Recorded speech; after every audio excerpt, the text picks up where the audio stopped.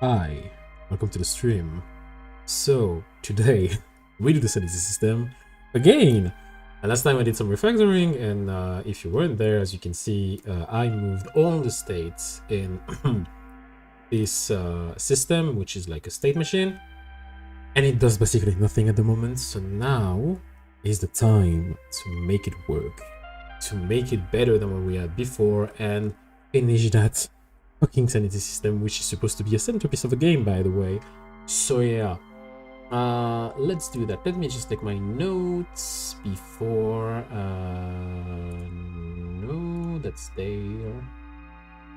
So I need my GDD. Cool. Did I write something for the Sanity System? Some blurry patches appear on the screen, but it's subtle. Yeah. Oh, this is gonna be fucking terrible to do, I swear. Okay. So first we go to the state here. Let's go to the sanity state. Just gonna do that. I want sanity state. You know what I'm gonna do? Even better. Boom. All right, and then I want up, up, up, up, and up. Down. Okay. So I have the sanity state here. I would like to get the player owner, var player composition, which is gonna be a player composition in the case. Can I have this info? Player composition, which is the thing that manages the players and the cat together, because it's like the same entity but not in the same node, of course. So I want the player composition, and I would like to get the camera as well. So the camera will be a camera 2D. Because I need to use that as well. Okay, so now when I have the player, I want to get the player composition. So player composition equal await owner. Oh yeah, I need to do so player.owner as player composition. And then I need to also do this little modification, so we have the asset that makes it work, because otherwise it's a problem. So yeah, the player must be in the player composition node for the sanity states function. All right.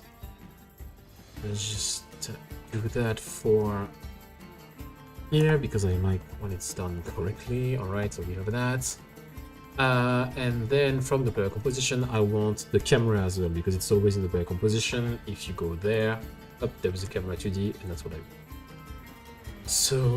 want. So I think I have it in the player composition already. If I open the player composition script, I have the already var, so player, so camera equal player composition dot camera. Yeah, okay. Fuck you, I guess. Thank you very much to do stuff like that to me. Oh, true, it's not declared because I made an oopsie. Alright, now it's declared. Okay, so we have the camera, and again we do an assert because yes. Camera not null. Otherwise, the sanity state needs that. Sanity states need the camera to function properly. It must be accessible through the player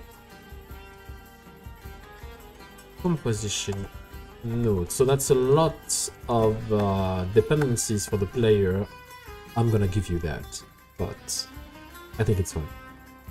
So yeah, we have the camera, we have that. If I go to the player composition, which is there, I think I have, yeah, on camera follow, on traps layer trapped, okay. And I think I had like a version of that which was modifying for having the blur effect on the screen, which is a texture rec that I'm moving.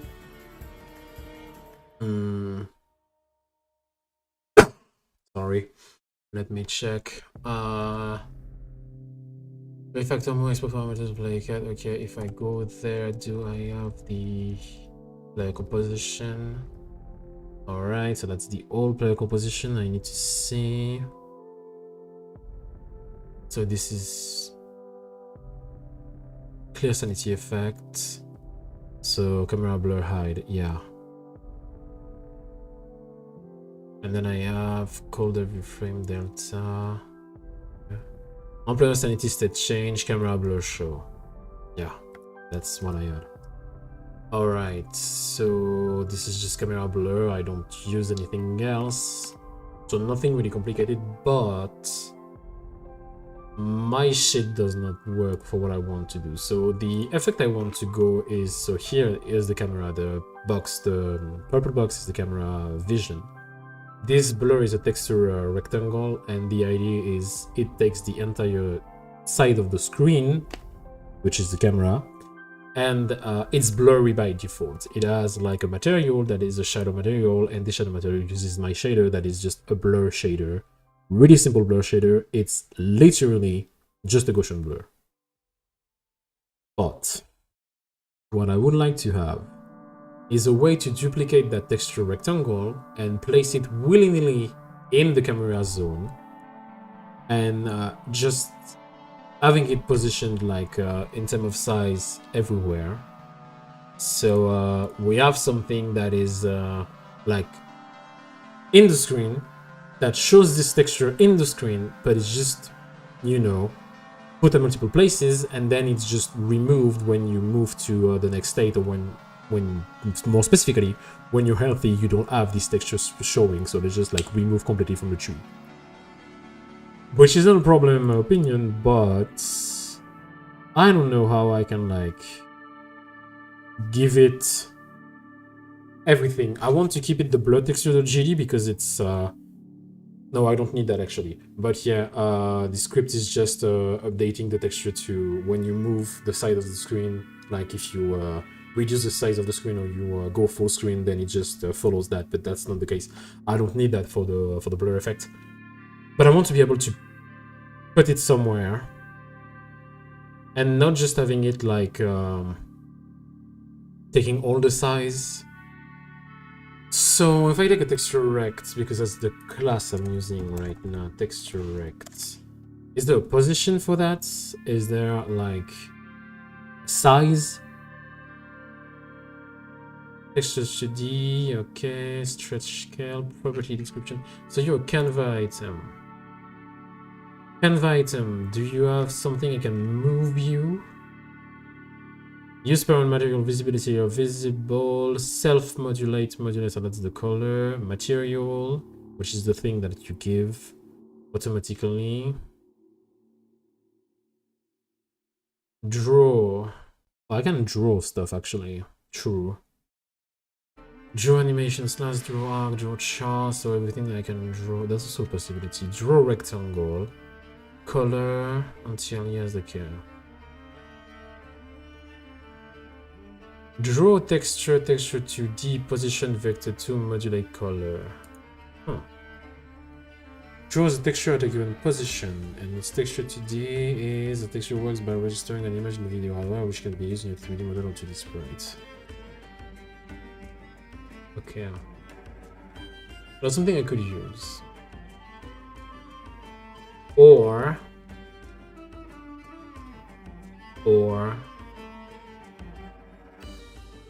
I could modify my shader and actually do it directly in that, which might be a bit better. How did I write the shader? So it's gonna be a fucking terrible experience to modify it, because I know that my LSP for shaders is bad, but yep, don't have really a choice, do I? Yeah, it compiles, by the way, it's just the LSP being a bitch. So yeah, I took it. Didn't write that, by the way. It's here, you have the credits, because I'm not gonna take that as my credit. So they get the kernel, which is the Gaussian kernel, which is okay. So it's just like convoluting the kernel. And then for each fragment, they take the kernel, calculate kernel, final color total weight. So they get the resolution, squid pixels, screen UV, so they get directly the UV and change it directly. Yeah. Yeah. So they just modify the entire screen texture, which is not something I want to do. What I would like to do is a bit different. I would like to be able to not get the entire texture of the screen, but I mean I can, but I would like to put some patches of blur everywhere. Here it's actually like total weight final color, so that's for all fragments.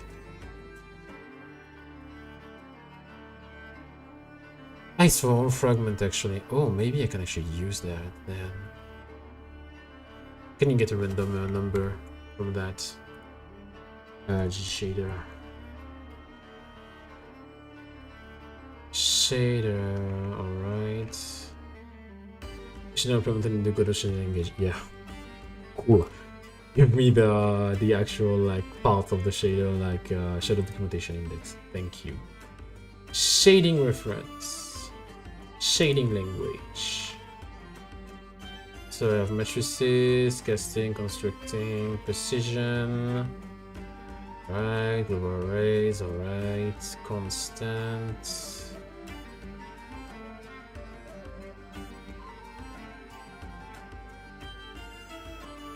Can I get a function that is random?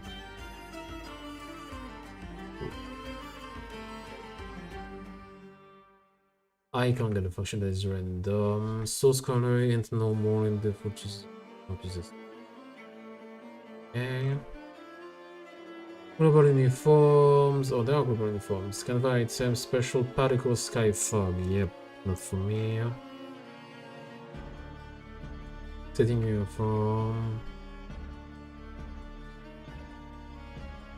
So, okay. Built-in variable. Built-in function, yeah. Built-in functions, so we have vec type, yeah. Following type analysis only use the controller. Okay, so vec type, vectin, vector, mat type, gvect, okay, once. Gsampler, gsampler2d, gsampler3, yeah. So many functions that accept one or more vector analysis perform the scope function on each component of the vector machine, for example. Right in a second. Okay, so that's something I don't care for the moment. Trigonometric function, radians, degrees, that's cool. Second question is to sine a cos at tan, sin, tan, ha, sin.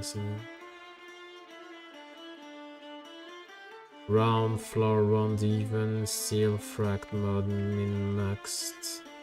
Fuse, multiply, add. Well, I suppose that's sim d in that case. Step, smooth step is none, is infinite. Exponential, lock, the square root, okay, floor, round, trunk, seal, mode.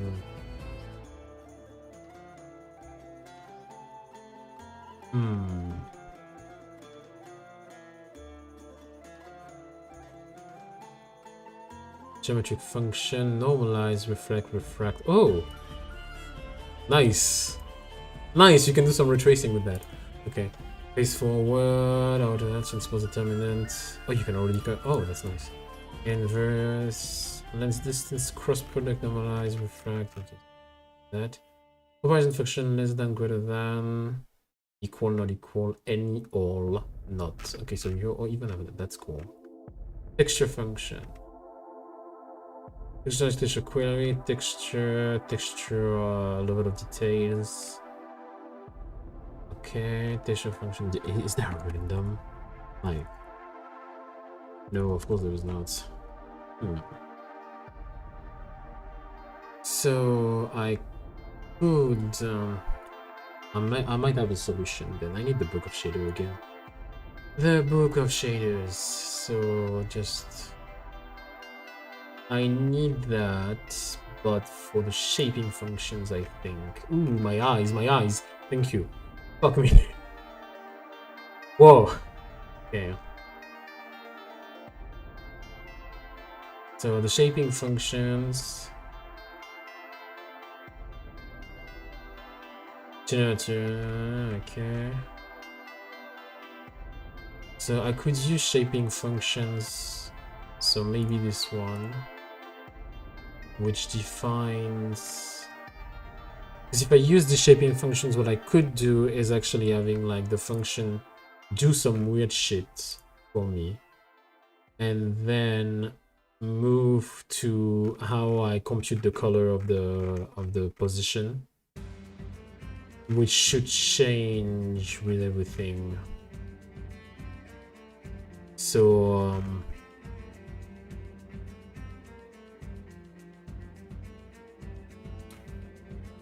yeah, maybe it doesn't make sense, but I want to be able to use the function for the during the shader and just like say, okay, so if this pixel, like you have a value that is under some value, then you do nothing, which is a solution that I can use depending on the time, depending on where, like if I can use these uniforms and stuff. So let me just see the uniforms we have. Do we have time?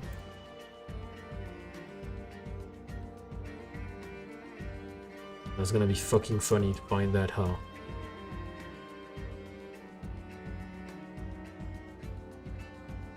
Okay, fuck me. So I can't get the time.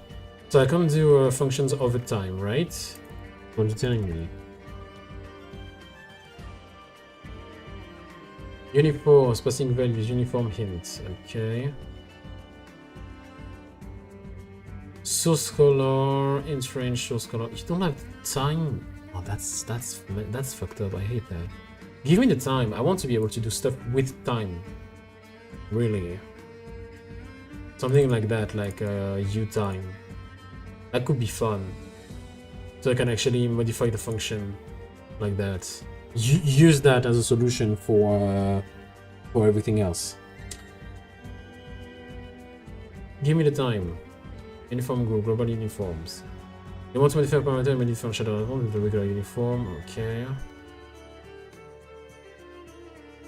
There is no way to get the time or the frame.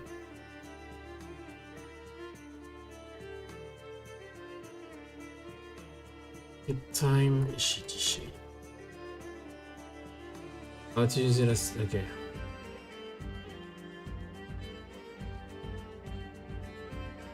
Fragment, okay. End time, start time, time. So there is a value that's called time.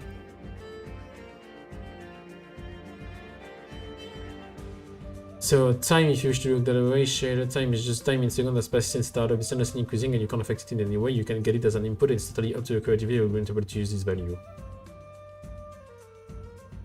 Okay, so I can use time. So that exists. Alright. Could have fucking put that in the documentation. It could have been cool. But yeah. Okay, so I can actually use the time. So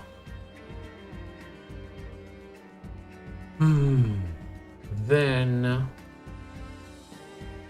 let's do something a bit weird.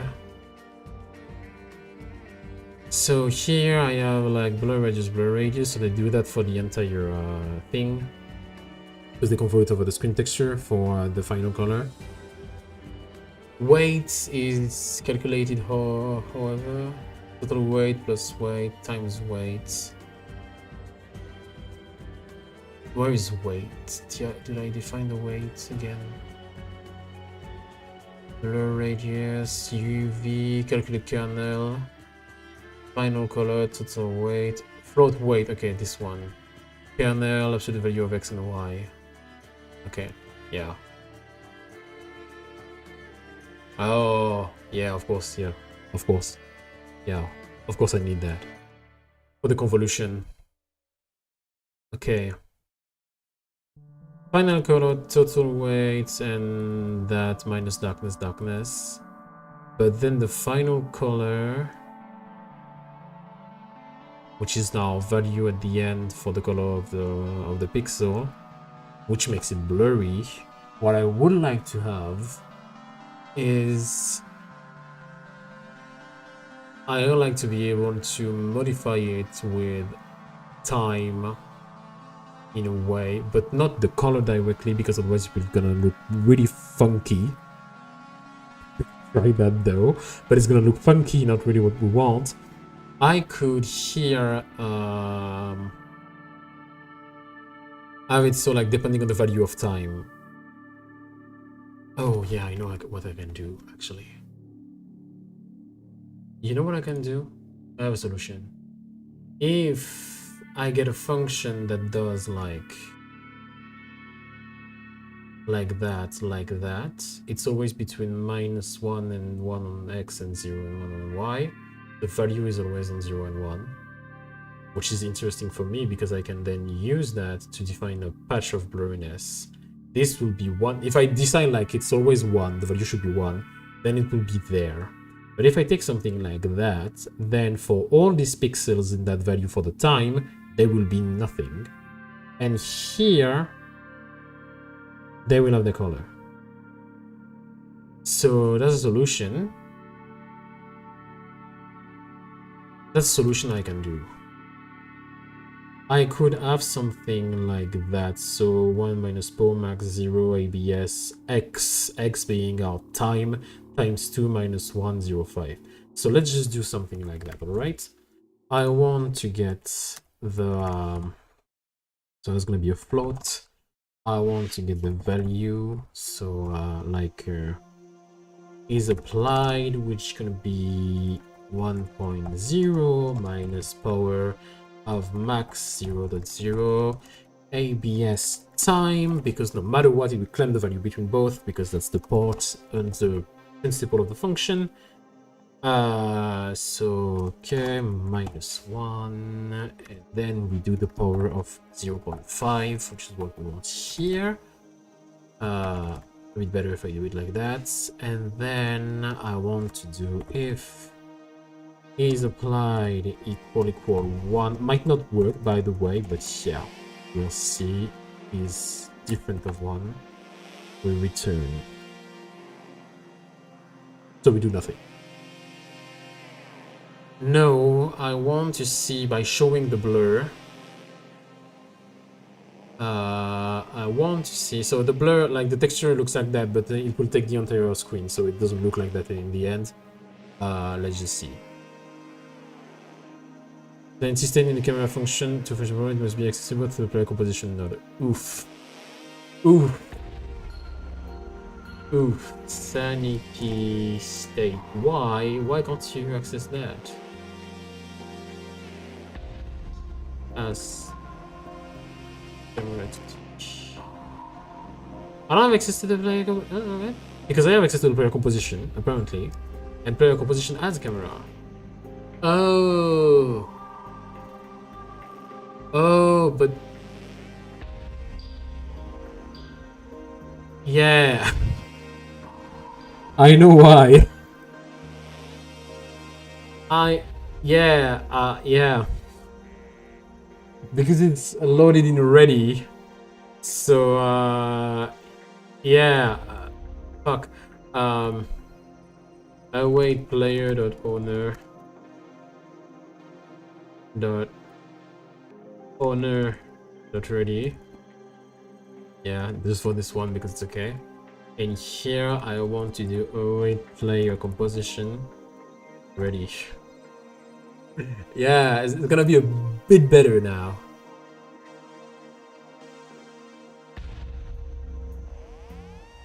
So this is something. What? So the screen is white, basically. Yeah. And that's maybe why. I think I made a mistake. But I know why. Let's say I want the color, so the color of the fragment to be vec4. Can I get the the screen color for the position? Final color, texture, screen texture, UV plus offset. That's what they use.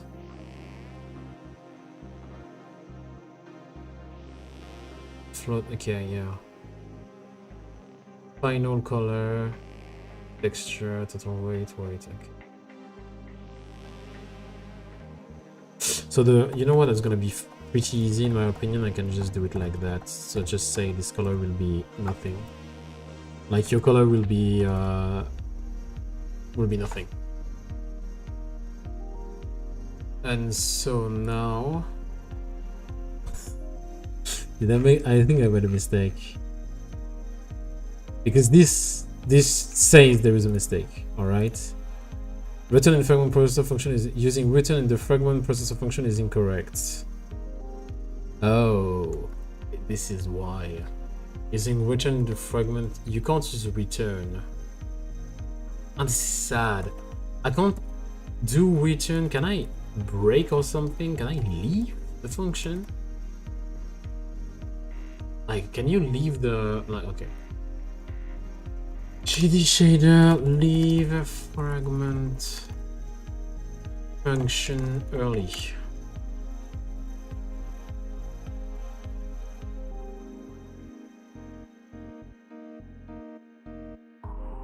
It should be fine to just remove the written statement, discard the fragment, which is this behavior that you want. You need to do discard.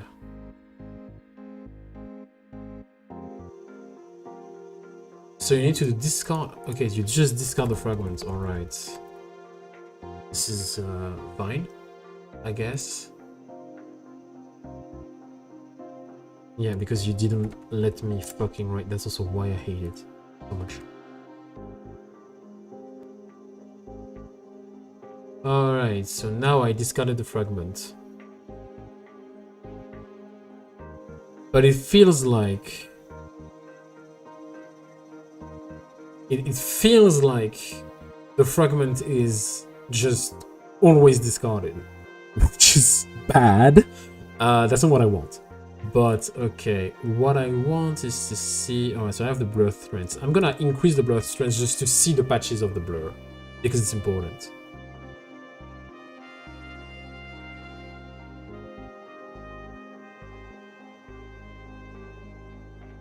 Oh, hold on. Hold on. Oh yeah. I maybe know why. Yeah. Because I'm using the time, which is fine. But I'm using the time. The time is always increasing. It never goes down. So now it's always 1. This is why. It's always 1. Fuck. Okay, so because time is always increasing, it's not just like it's not like U time here, which is like looping over the function.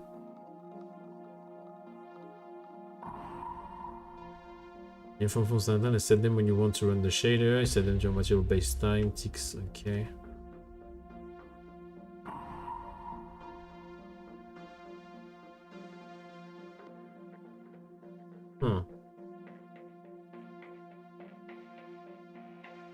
Floor and time. Okay, so they just smooth step here. So something like that would work. Start time and time. Yeah, because I need to maybe I need to do a smooth step just for the time. So let's just do that for the value here. So just call that float utime YouTube. Yep. Alright. Yeah, please adapt yourself correctly. So I have the time here. Just for the sake of having a time. I hate that there is like the shading language. The LSP I have is bad, but that's my fault. I should do something else, but there is not a lot of stuff existing. And as you can see, it's not working, but also it's because I need to force it fucking work. Yep, still working. So this is not... Yeah, if you want to have a creation on some timing event, you need to use the process. You set them in your material-based time get ticks. Okay, you could have only one of them, just a constant float to out or subtract from if you know exactly how long you want it to be.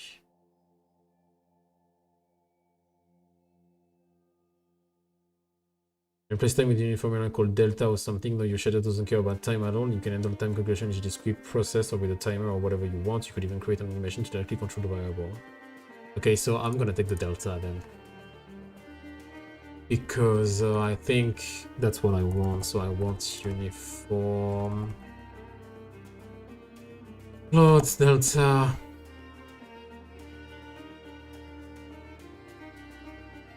So I want to use not time here.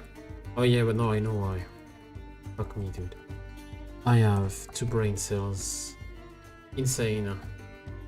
I have 2 brain cells and they don't want to work. Yeah, of course it doesn't work if I use still time and not U time here. Yep.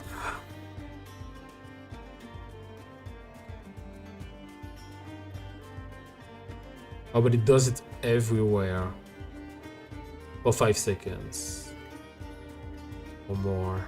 It does not do it for everything. Like it doesn't depend on the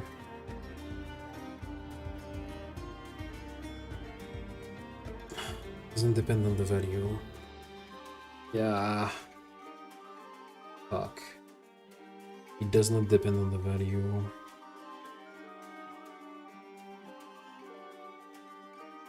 It doesn't change depending on if the fragment is discarded or not, because it's... yeah.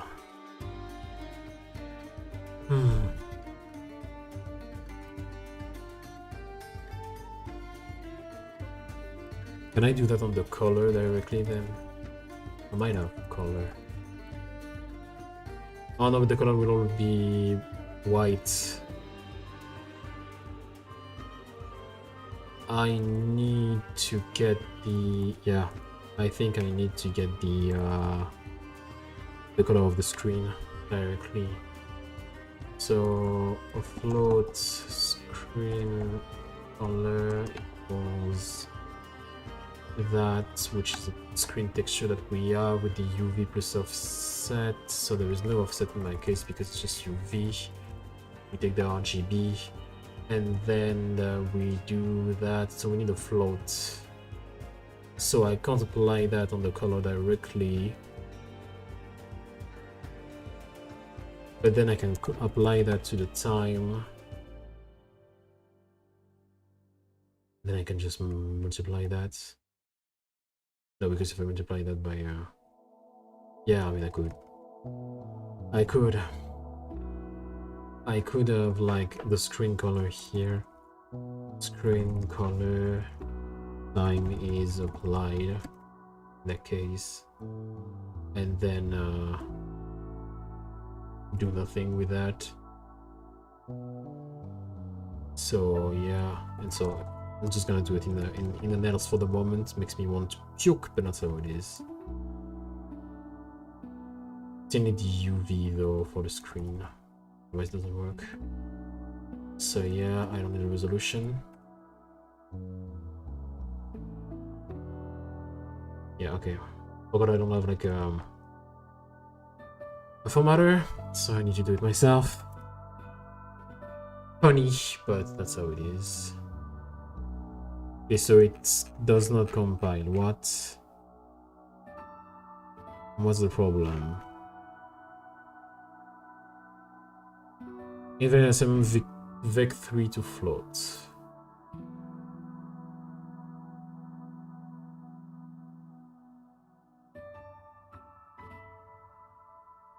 Invalid assignment vec3 to float. So it's something I did here apparently.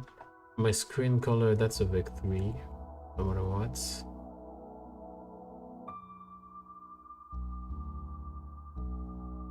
So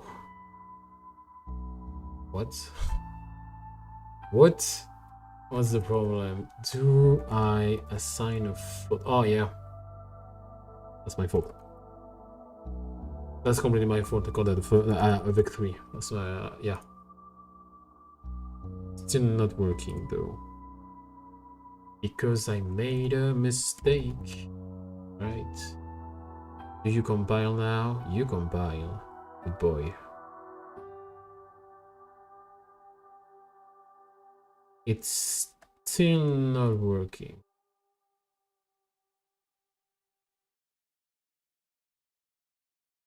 It does not change anything on the color of the screen, which is sad. Oh yeah, but I know why. This is no more. Oh wow. Oh wow, that did something. That was so fast, bro.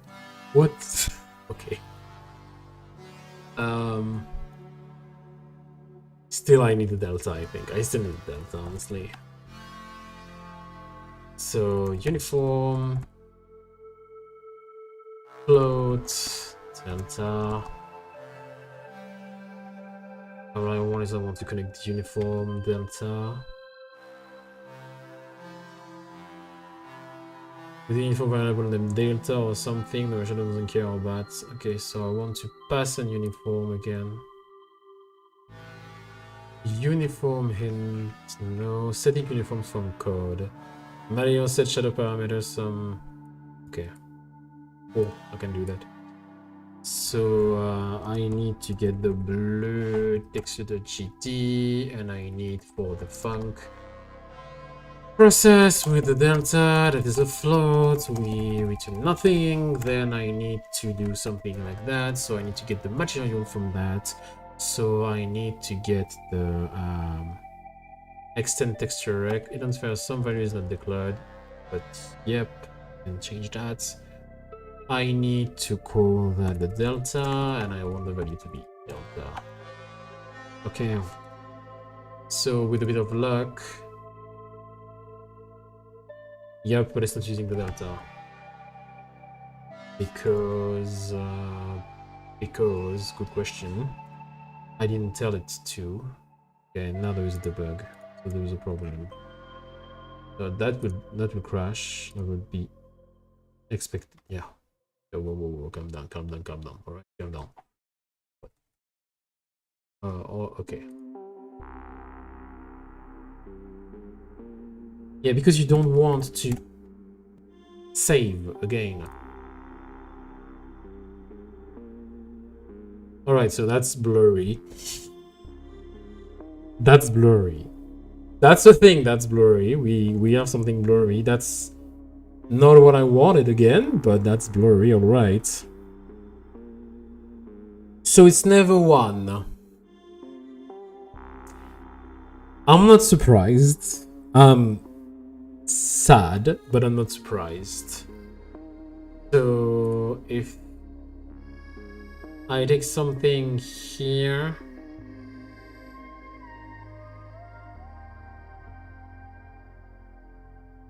like something like that. Oh, I could. Oh, yeah, that is true. I could just define the alpha like that. Fuck, why didn't I think of that? Yup. I could just define the alpha. That's what they do. Yeah, of course. Why didn't I think of that first? That's dumb, but yeah. Was. I swear to God, though, not being able to define my like define stuff correctly is a pain in the ass, I swear. Because the LSP is bad, so we want to go from 0 to 30, let's say, and then same int range 0 to 30. I guess also this should not be there, and this should be 5 with 0 at the end, because we're not like we're not awful, we want to keep things correct, so yeah. And now let's use the new alpha like they do. with the smooth step, so I'm just gonna keep that. So the alpha, and then final color, and then I got that alpha case, and I want to rename that. I need to force you to save it because apparently I'll have a choice.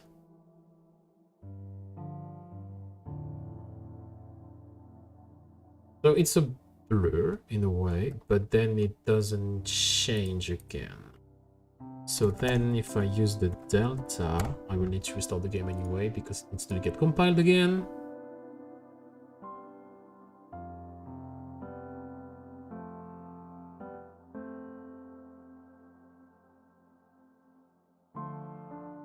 What? What the fuck did I do? Huh? Do it again. Hold on. Let me try something. Yep, this doesn't work. Why? Because if I use the time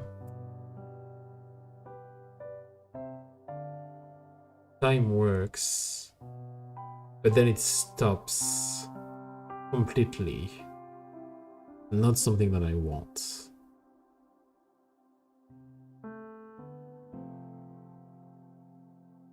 Why is my delta not working though?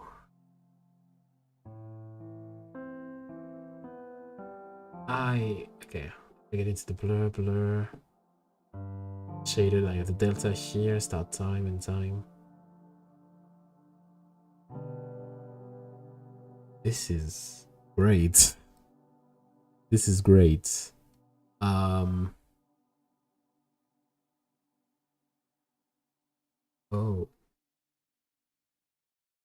I could also do something really fucking stupid though. I could do something like that depending on the time. Which is funny.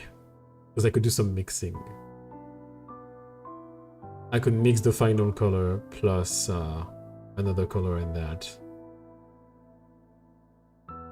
God, I could do that. That would be fucking funny though. Yeah, that could be fucking funny. So it mixes depending on the color, and then it makes something really fucking ridiculous. Like I could do something like that. It's not great. It would be fun, though maybe not. Like I want to play with the alpha, honestly. But then my stuff does not work because it's not using... Like, I want to be cycling. And if I put the delta inside...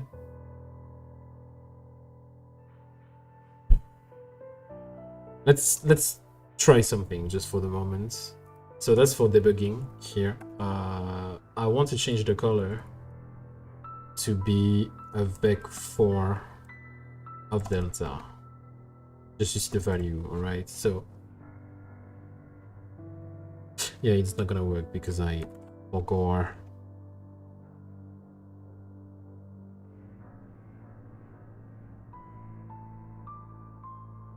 So the color is a vec4 of delta, which is 0, 0, 0, 0, 0, so it does not change. The value of delta is never changed. Are you using Nuri? No, I'm using hyperscaler with hyperland. I want to use Nuri though, but I don't have some maps, and that's the thing I really need to have, because I need some maps for my workflow. But yeah, kind of work like Nuri. I would prefer using Nuri honestly, because hyperland is hyperland, but still, that's still good to go. But thanks for your question. Yeah, I know there is no formatter. No formatter is such a pain, I swear to God. And I don't want to use the one in Godot because I dislike the editor in Godot. So the delta is always 0. We have the information, which is a bad information, by the way. I want to cry, but that's an information nonetheless. So that means I have the material, right? The material applied to this kind of item. Yeah. Thank you. It took me actually a long time to make it work. And it's done on NixOS, so it's reproducible. Reproductible, maybe. Sorry, I'm French. So yeah, because I really want to be able to give it on other computers. If this one dies at some point. I mean, it's new, but I hope it will serve me for a long time before dying, but still. If I need to change, I can change fast. That's why. So, Nix is great. Can be annoying sometimes. But when it works for a long time. Alright.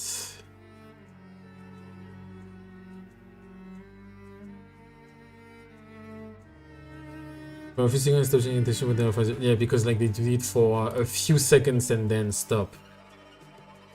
I want to loop it. I'm bad at math and I want to loop. Fuck. I want to loop it. I don't need to use it to measure shady shaders. Okay. Using time constant shader breaks debugging to get the resolution, go to special shader. So, okay. GD shader. Color looping depending on time. Along the shading, that's French, I know that. Alright, shading is possible to use for loop. Yeah, you can, but in introduction to shader, arbitrary color prediction or parallel dithering, no. Shadow palette swap, no. Passing relationship to the base GLC shader. Shader, fragment, color depending on time. Change fragment color depending on time.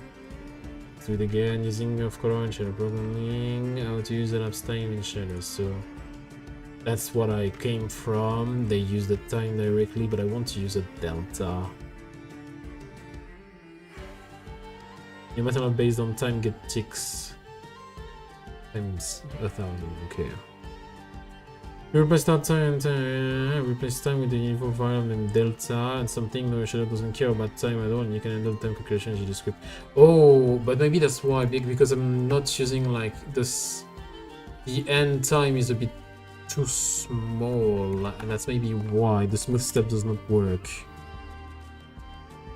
That's maybe why actually. But then the delta is still always fucking 0, right? Because it does not update it with process, which is not fun. Also, yeah. Alright.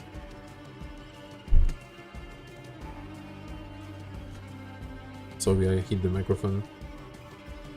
The time with the uniform variable delta or something, the shader doesn't care about time at all, but you can do the time calculation in your GD script process or with a timer or whatever you want. You could even create an animation to directly control the variable. Delta is small though. Delta is fucking small. That's the reality of delta. It's pretty small, I think. So that's maybe why my stuff does not work. Because if I print delta, and I try, you see it's pretty small. So that's maybe why, because it's already extremely small. So maybe something like 1000, but 100 would be okay. So let's just do that to see if I have something that changes. Yeah, but then it's always around 1,1. Still, the parameter delta does not change because I don't modify it. Now I should see a modification on the screen. This is pretty bright, don't get me wrong, because it's always 1. In that case, it's always above 1, so it's bright. The game dev mechanism in France is better to do your own thing with the developer. Working in game dev is a viable option.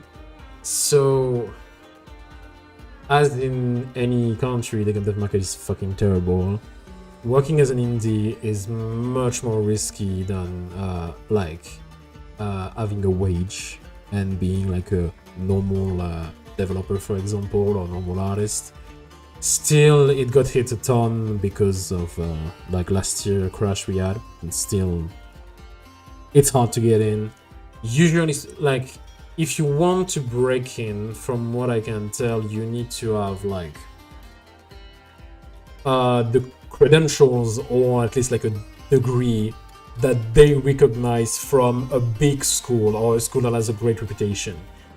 Not necessarily something that is around like for example, you have like in France, most of the schools are public. They are free in a way, not really, but like if it's a college, it's not really free, but it's not that expensive. It's like 200 euros per year, 300 at max. Unless you're going to a big school, but then they don't really it's really rare to go there. If you go for something that is like an engineering school, you will have better chances as a developer. But I don't know for artists and stuff, being a developer, you know. But as a developer, you will have better chances than just going to a private school that is much more expensive, but focused on game development directly. Though I would say, if you best college in different Paris schools or others, it depends what you want to do, and it depends the reputation of it. For example, one school that is extremely well renowned as computer science is the engineering school at Grenoble, which is called the NCMAG. This is like a good school. Not expensive, by the way, so you can also get there because it doesn't cost a lot, and it works great. Though, no matter what you want to do in France, you need to speak French. I'm not gonna sugarcoat that. People in France will not care and will do the least amount of effort to understand you in English. Okay, so this is not like you will have people who will try. Don't get me wrong. That exists. It's just for everything that is institutions, banks, and stuff like that, they don't care. So if you want to live in France, you need to speak French. There is no other way. Or you need someone who is really, really good in French to help you, because you shouldn't get fucked otherwise. This is the biggest problem, I think, for any kind of foreigners coming. You can find some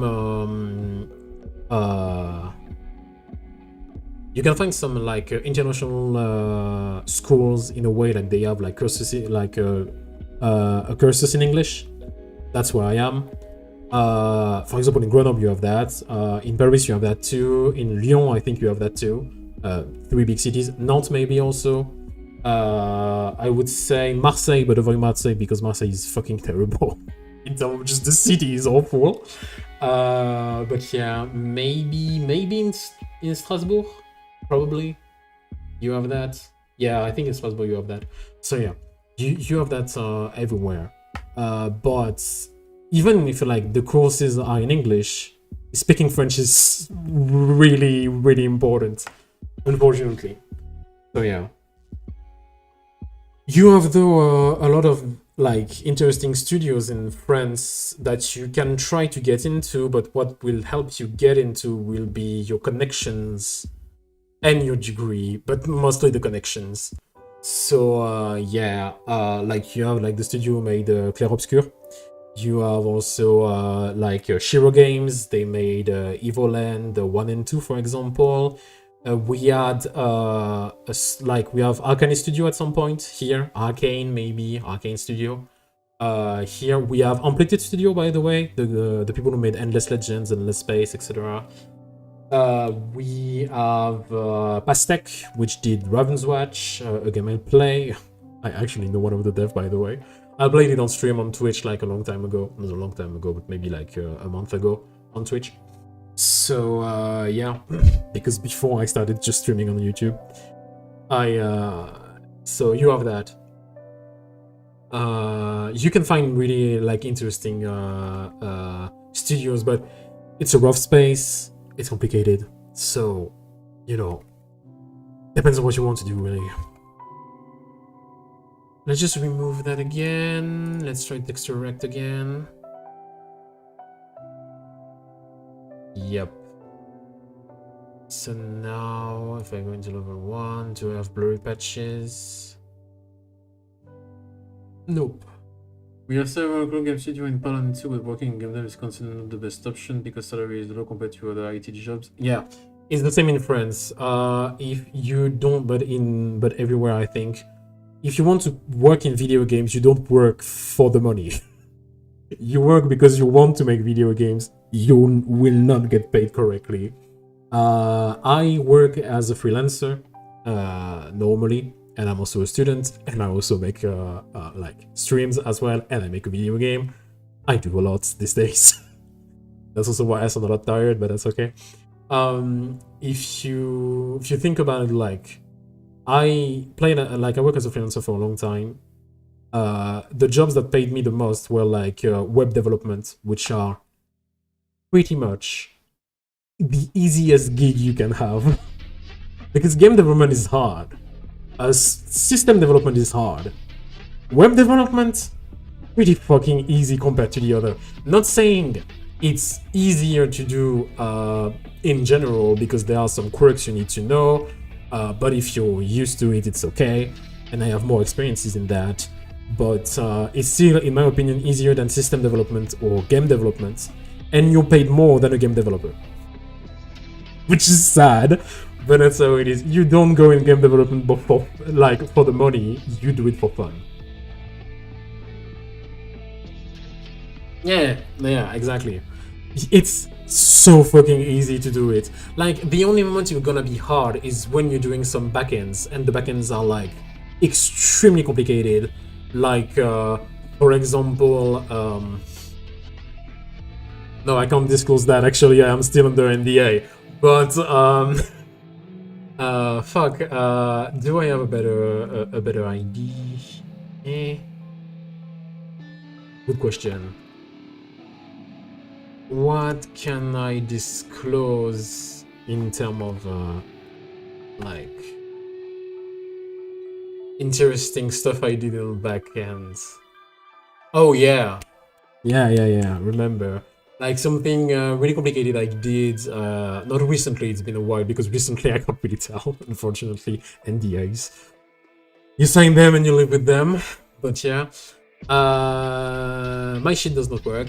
So what I did is I worked on fuck, how do you call that in English? It's hard, alright? It's hard, it's late for... It's not really late, but it's just like... Brain is not braining today.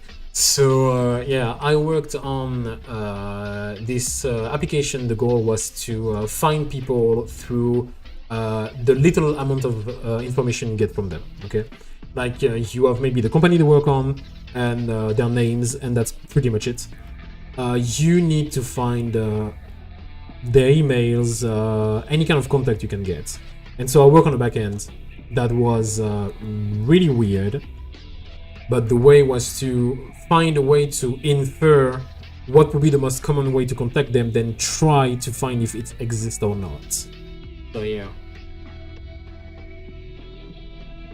Like OSM thing or CRM. CRM, like a customer, like not really like a customer relationship manager. It's more like it's like an application where you really want to find people. It's like an email finder in a way. I don't know what is an OSINT, by the way, so maybe that's what you meant. But yeah, something like that. So something like you need to find the email of the person, and then you need to infer that. Don't know if I can actually say the name of the application, so I won't. But yeah, I work on that, and I work also on the backend, and it's interesting. Because you need to, you know, you need to actually find a way to infer that, and you need to do it fast. And like in backend for web dev, fast is really not in your tool belt normally, but yeah, that's still important, because the faster you do it, the better it is. So yeah, especially because it takes a long time to actually infer stuff like that. So yeah, something like that I work on. That was maybe one of the most interesting I did, but yeah. It's an open source intelligence, and you track something, someone on the internet. Okay, so I never know what it was. After the stream, I'm gonna check that, by the way. But yeah, I'm gonna check that after the stream. Also, thank you, Kitsune Crazy, for the subscription. Epic Milestone also for the subscription. I don't see them in real time. I try to do my best. It's insane. I have like 3 concurrent viewers like from my YouTube studio. I'm so happy. Nobody. I turn at 0. I'm so happy. I have people watching me, and even someone talking to me in the chat. It's like, all right.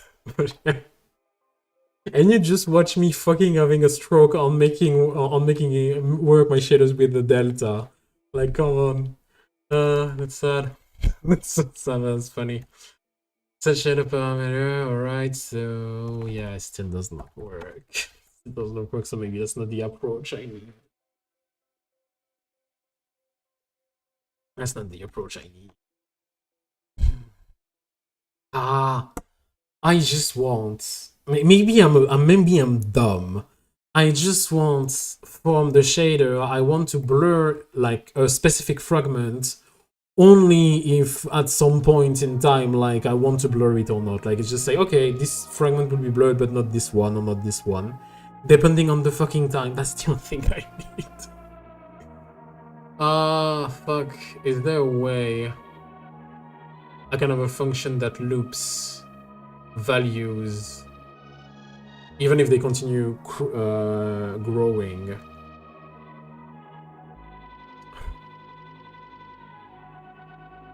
How do we do that?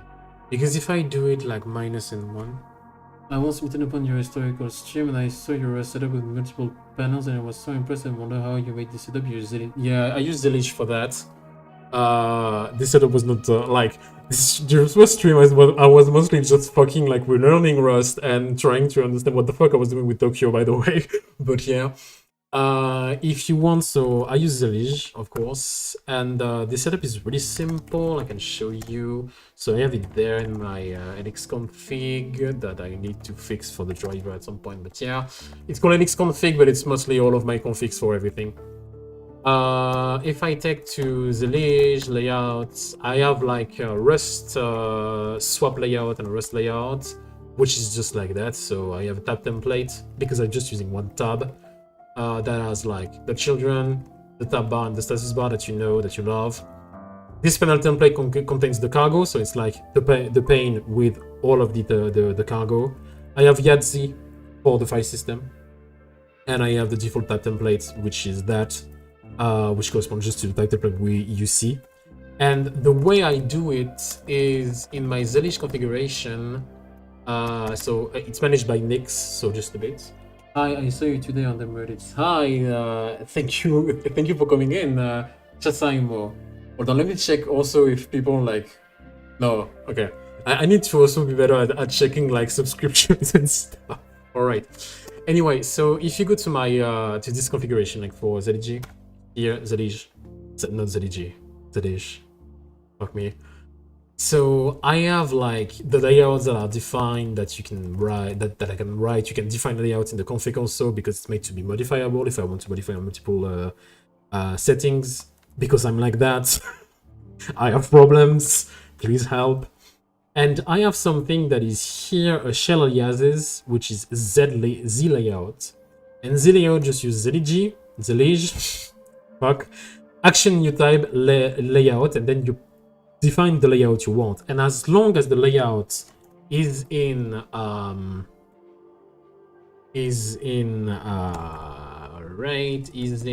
config, so xdg config. What do you use? No, it's not Arc. I'm using NixOS. I used Arc a long time ago, and I prefer the stability of Nix and the reproducibility of Nix. But I used to use Arc before that, actually. So if you go to the Lige, then here, like, you have config, and then you have the layouts here, right? So if they are all defined there, see, I have my Haskell, my Rust, and my Yadzelix, which is one I shamelessly ripped off from someone else. Anyway, if you use that, then you can actually just do Zelig layout. So hold on. You do Zelig action new type layout. As long as it's a single tab layout, because if it's multiple, you will have Zelish running inside a tab with multiple tabs. Oh yeah. So you're gonna learn quickly why Arc sometimes can be a bit of a pain. When you will update stuff, you will be like, fuck me, dude. Like, it's not working. And then you will spend sometimes fixing your kernel. That's why I left. But on the flip side, everything is installable so fucking easily with Arc. It's insane. So yeah. So here, like, all of these layouts. So I'm bumping between two people. Sorry. All between this layouts, as long as they work on the single tab, it's okay. Then you just define the name of the layout. So in my case, it would be Rust, and then it just loads the layout's name rust.kdl, and I have the swap layout that I can use to change between the base layout. So here at the top, maybe you don't see it. Yeah, it's behind it's behind my link tree actually, but yeah. You can see the layout there, and that opens everything. And as you can see, it opens it in the CWD, so in the current directory. All right, current working directory. So yeah, and you can use that. Pretty fucking simple. You can do that with a lot of stuff. It works great, though it is big. So if you want to have documentation next to you, typically speaking, you can't.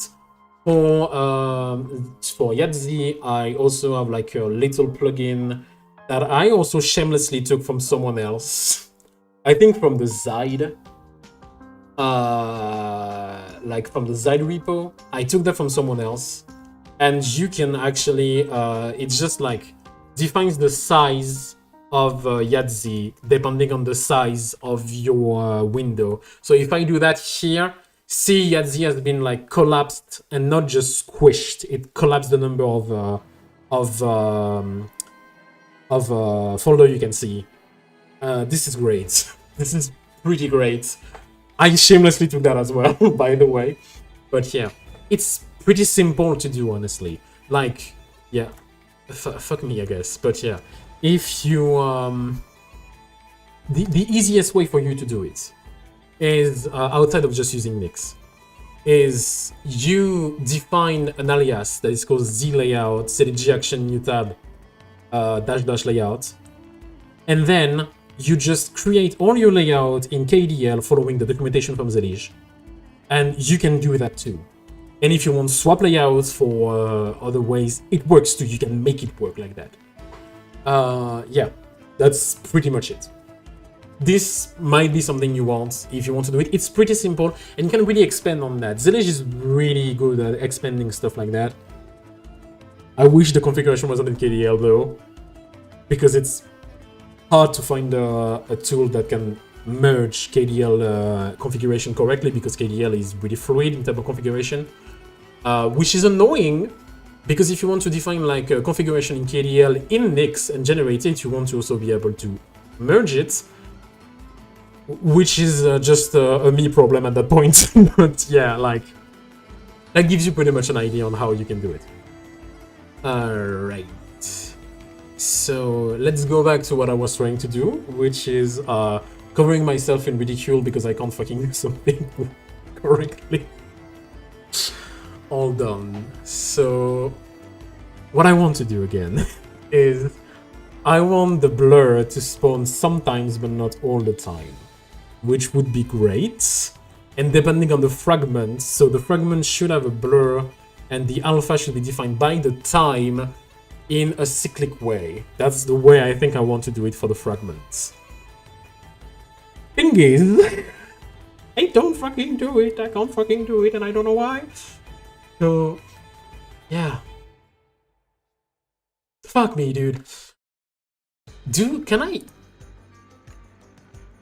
Hold on.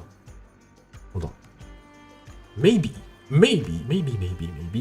I can actually use this function with delta. Hold on. That might be possible. Because delta is also kind of fluid in a way. So, yeah. I'm gonna shamelessly take it because, again, I'm not good at math. So, yeah, I wish I was better. And honestly, the only thing that comes from is practice. I need more practice. This is my biggest problem. I need more practice at math and at shading also. All right, now.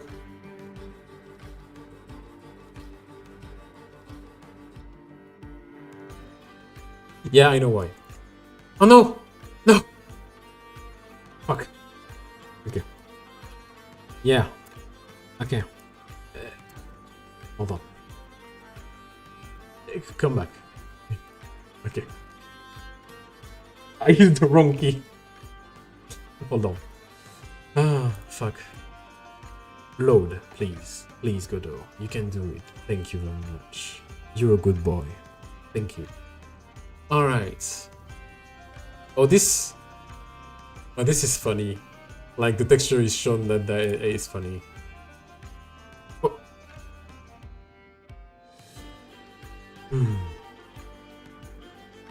Honestly,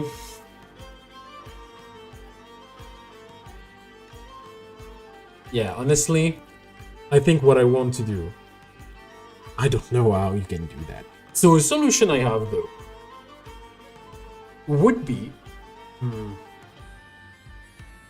I mean, it does not save, so you need to save yourself, but that's also why you really, really need a version control manager like Git. Really, you really want that, because Godot is not perfect in terms of auto-saving, so you need to save constantly, and that's also why I write my code in Elix, because that's gonna sound mean, but I have much more confidence in Elix working than Godot working. Which is telling, by the way, and also because Elix is my pride and joy. Not because I implemented it, because that's not the case, but I really fucking love this editor. Yeah, exactly. See, you're based. Eterath, maybe that's how I say your name. You're based. That's what you are. And for that, thank you. Alright, but yeah. Fuck. So a solution I can have. Solution I can do. Something I can do. Okay? I could. Nothing any better than Notepad++. True. Notepad++ is great. Honestly. So that's not gonna sound controversial because normally it's what people say, but like use the tools you're the more accustomed to, and if you want to try something else, do it. Just gonna say that. I used a lot of IDs in my career. I settled on Elix because I really love the model.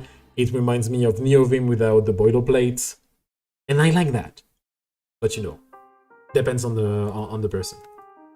So what I'm gonna do is I'm gonna reset this file, I think, completely, because a solution that I have would be a bit better than what I'm doing. Yeah, just don't want separation here because why not? So a solution that would be a bit better than my... Stop fucking hitting the microphone. You can use your hands in other ways. All right. So, looking to myself, by the way. So a solution I can do is I keep the blur settings and stuff that we know that we love. And what I do is I generate more blur texture rectangle, and I just paste them all over. This will be kind of like the version that I need to duplicate. Question is, can I duplicate nodes, and then can I change the position of the texture rectangle dynamically with code and not just by that? But I think I can just modify its transform. That would be the solution, I think. It has a transform, right? I can check. Honestly, I can check. Do I have a transform? Transform. Get transform. Okay. What's in the transform matrix of this item? Can I set the transformation? Set transform. Draw set transform. Set a custom transform for drawing the components. Anything drawn afterwards will be transformed by this. Oh. So I can't. Can I? Do I have access to transform directly? Would this value be okay? So it's a transform TD, right? That new, I think. Transform is not declaring current scope, okay. So no. Can I change its position then?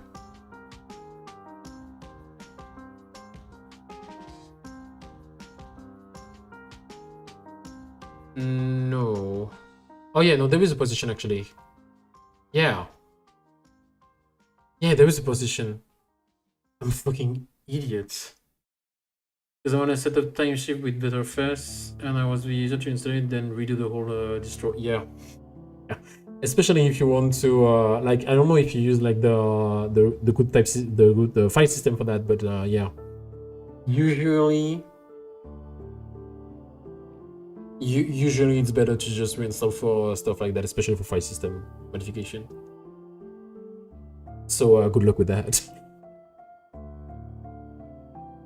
And normally it's gonna be okay. If you already did once, you can do it twice. It's not the hardest. Okay, so get viewpoint rig size, and then I can define the position like that. Then I can define the size directly by the rectangle. We're okay to know that size here is a rectangle. A rectangle size, vector 2. No, it's a vector 2. Oh. Let's ask what just is. Okay. So it's a vector 2, so I can actually do that. Okay, so I can change the position. Oh, that's gonna be great then. Because I can then define a position for it, generate more, use the same exact script, and just say, depending on the delta and a random number generated, I can define the position and then just say, this patch is blurry no matter what. Oh, this is great, I can actually do that. Okay, took me fucking like 2 hours to realize that, but it's like 1 hour and a half. But still, so I can actually do that. Okay, that's gonna be a bit better. Okay. Yeah. So we don't care about that. We are okay. Can I duplicate node though? Duplicate existing node. Go to. How do you duplicate nodes? No, with codes. Thank you. That's what I want. So my node is duplicate the number. We can creating a custom clone method or something, since duplicate won't copy script variables properly. Oh, that's. Oh, this is annoying.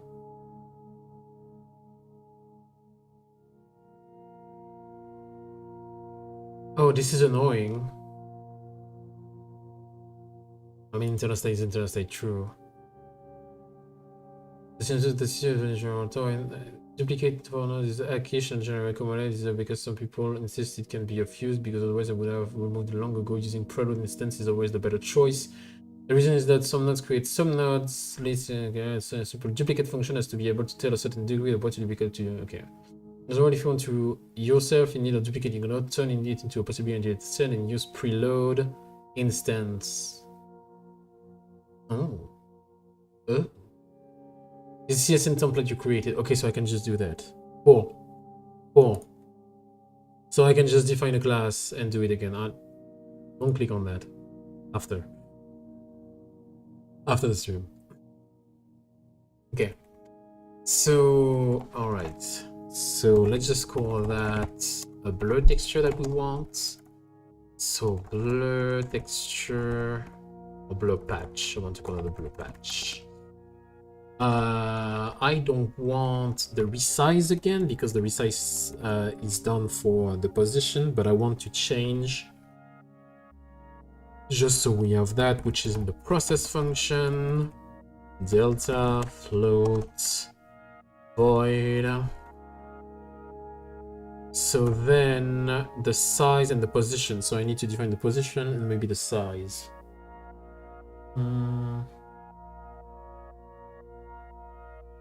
I mean, if you use Arc install, you could try to actually install Arc using like the manual for Arc Linux. Hold on. You know what, I use it. Arc Linux wiki install. Like you have the installation guide here that makes you do it line by line, util by util. It's not perfect, but it gives you a rough idea on how you can do it like directly, and you will learn a ton from that. So I highly recommend that. I think it's a bit better than just using something and install it for yourself. But yeah, you do you.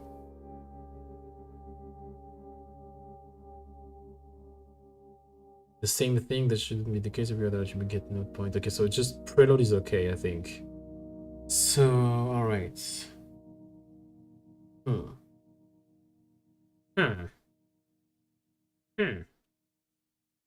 So using the process, I want to change the position and the size, but I don't want it to change too much.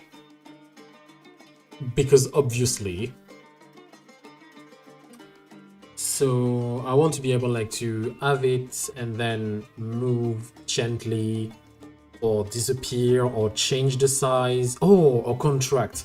Something that could be cool is that it spawns at some point, like the size is defined by, the position is defined by default, all right? It's generated randomly on ready. And then it's just like expand and goes to like 0. So it goes like to a certain value, then 0, certain values, then 0, like it's pulsating. And that could be cool. Okay, let's do that. So first I want the ready to define the position directly, because I don't need to do it myself. So when it spawns, it's ready, then boom, position already. Don't need to think about it. So for that, I want to get the position. The position is a vector no matter what. I want to define two variables that will be between the screen, the screen size. So just to have like screen size. So screen size is this vector 4. And now I want to select a value between two stuff. Do I have a random in GDScript?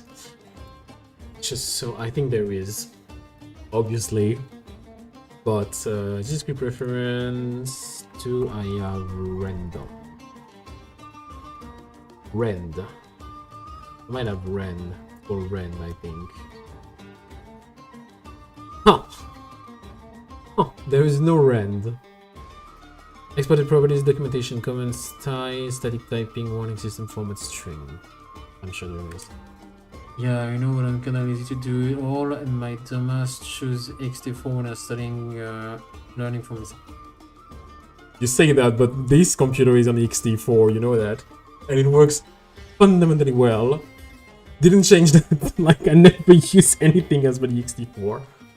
But yeah, in your case, you want to use ButterFS, so a bit harder to use. Maybe you can actually like format a file system with fdisk and ButterFS. Maybe, I don't know. Probably. Don't want to be. Don't want to say something stupid.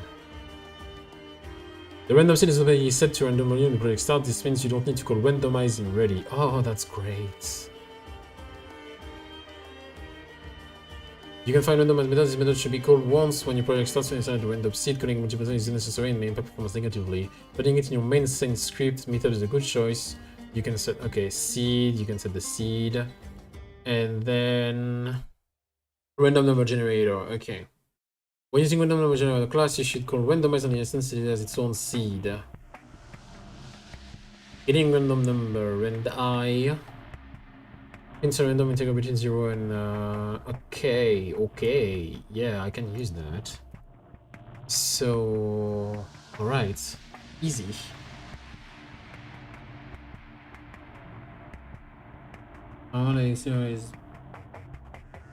But I don't want time shift to backup all system, whereas yeah, of course, yeah.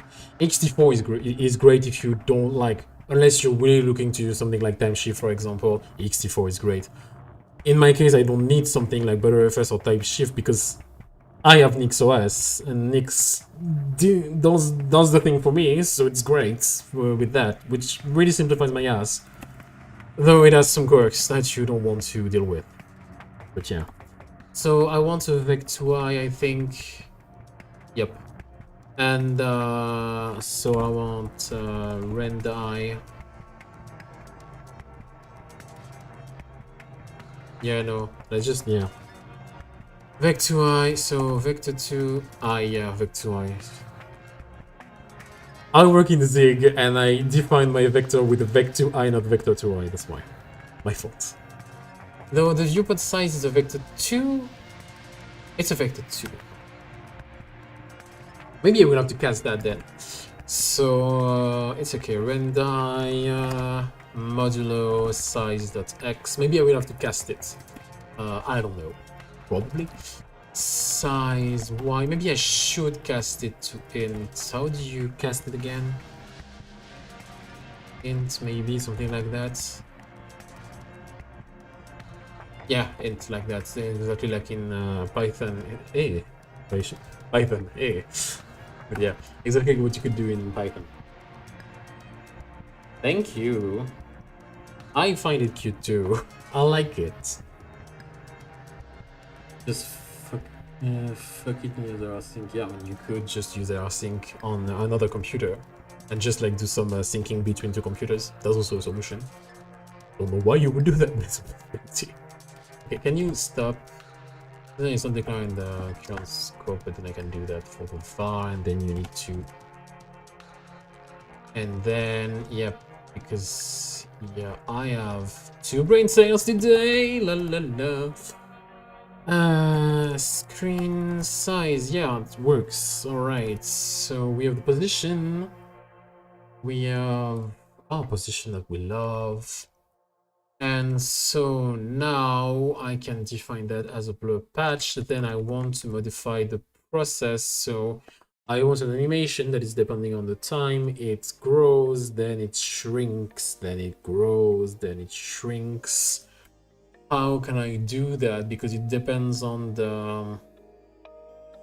Oh, I know how I can do that, actually. Var expansion coefficient, which is gonna be a random, so I want it to be unready, by the way, just to have the value defined. I want an expansion coefficient of rand I between 0 and, so at least 1 in that case, so 1 between, so not rand I, rand, I think, between 0 and a certain value. So if we, okay, if we consider the expansion coefficient, I think something like that, and then between 1. So yeah, because it doesn't have a set type. Oh yes, it will have a set type, alright. But rand is not in, so you can round fn, okay. Funny when you're French, but yeah. Oh, and you can't, yeah, of course, because you can't do that objectively, which makes sense, because you can't really use a modulo on that, so yeah. Print a random floating number from a normal distribution with mean and derivation 1. Returns a random floating number following a normal distribution. This means the return value is likely to be around the mean, varying by the derivation. Okay. Takes 2 argument from 2 and return a random floating point number between from and 2. Let's do that. This is what we want. Random range 0, 1. So we have the expansion coefficient. I thought I'm your 100 subscriber, but the content didn't include my subscription. Oh, that's... I'm already at 100 watts. Hold on. You... Okay, let me check. What? I'm already at 100? This is not... No. Really? I missed that? Damn. No, I'm actually at 99. This is a lot though. I never thought people would be actually subscribing to that. Thank you. Thank you for the subscribes. But yeah, I'm already... Okay, so I'm 99, so the next one will be 100. At least from the channel analytics in YouTube Studio. So maybe I'm wrong. Maybe YouTube Studio is wrong. What I see is 99. So yeah, can I see it? I'll check later. But yeah, it's okay.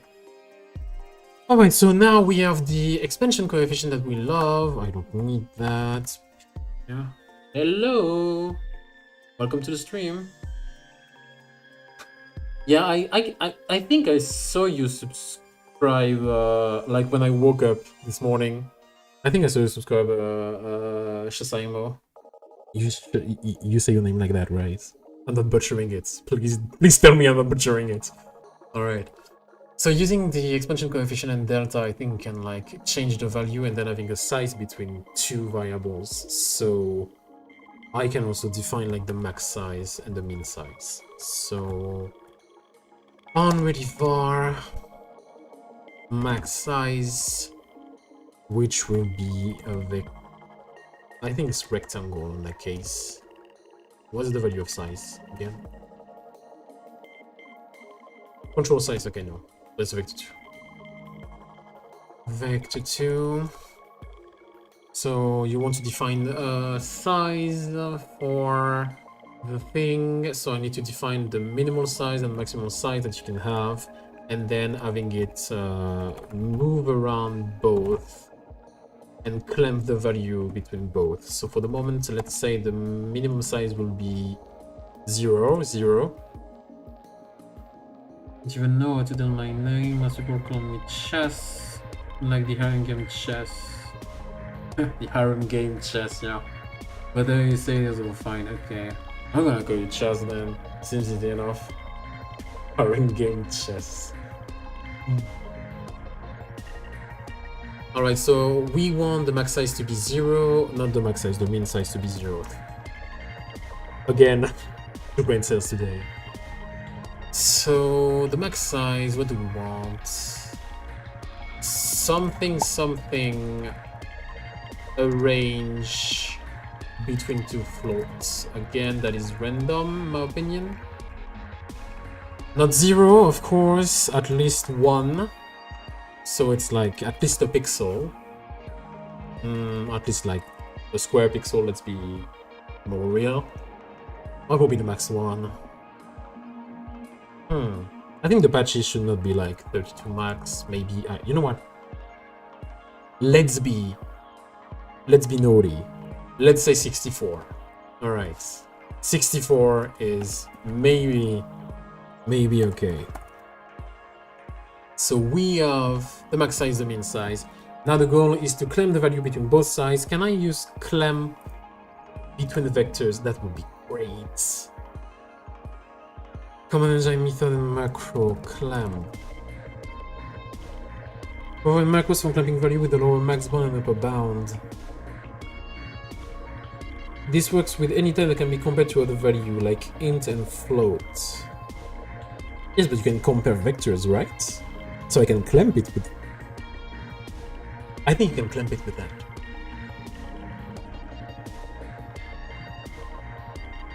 Oh, this is great.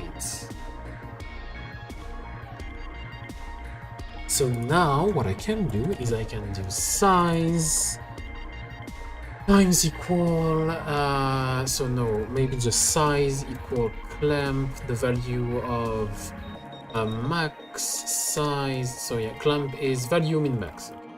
So clamp, we want the value to be something. I would say we want to do the current size times expansion coefficient times delta. So something like double times. I want a plus in that case. Then I want the min size. This is great. Go to LSP. Be a bitch with me again. Invert the parent vector 2 and float for plus operator. Why? You can plus stuff. Oh no. Oh no, you can't. Oh no, of course you can't, yeah. It doesn't scale the vectors, right? Yeah, you can scale the vector. But you can add to a vector. Yeah, fuck. Let's do it like that. It's okay. So it's gonna be... That's gonna be a bit rough on the edges, but it's okay.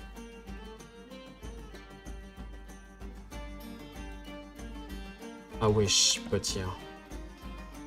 Alright, and clamp works on vectors. Fantastic. I love it. Alright, so if I do that, it's supposed okay, but maybe though. Because if I go into the monster, I have something that does it for me. Yep. I made a mistake. Yeah. This is not what I want to do. If the value is above the max, then you go to the min size. Else you continue. This is what you want. So this is not really a clamp. Because clamp will just like at some point it will get to the max size and it's okay. So that's what I want to do. Or me, even better actually. So I don't use the clamp. You're starting to piss me off. All right. So yeah, if size above max size. Let's define that. So if like the size is above max size, we define it as something like this. So if you're above min size, sorry.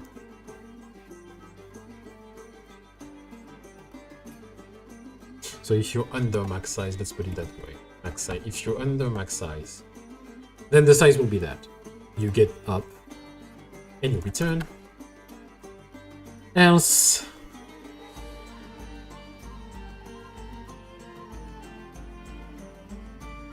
oh no. I just need to fucking clamp it. Yeah. I just need to fucking clamp it. What am I doing today? Gosh. This is fucking simple, by the way. Why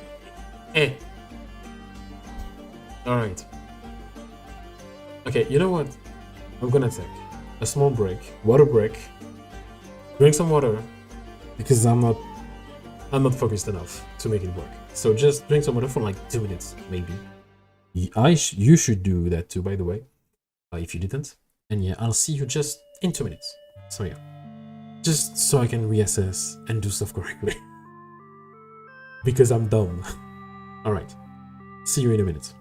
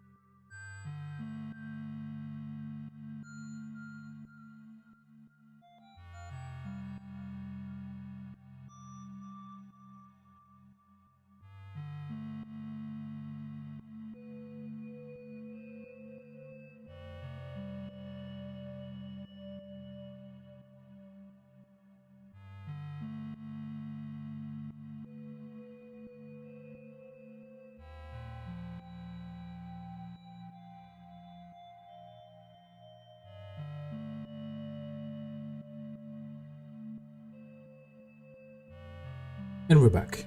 And yes, I'm French, just. Alright. Told you it was gonna be quick, but yeah, better. So, let's do that. For the moment, I want to have a function update size.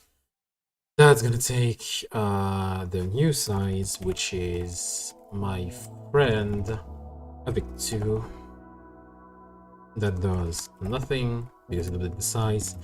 Then I want to clamp the size between new size, min size, and max size. Alright, so easy peasy lemon squeezy, that's the first thing I want. And I'm using Zhaith, of course, because I grew up with that. So yeah, I grew up with that. I'm used to that. I don't use QWERTY. So yeah. And also it's way better when I want to write French because I have access to all like the accent and stuff that you don't have access easily on a QWERTY keyboard. Because I also write stuff in French, believe it or not, being French. So imagine. But yeah. So now, if the size...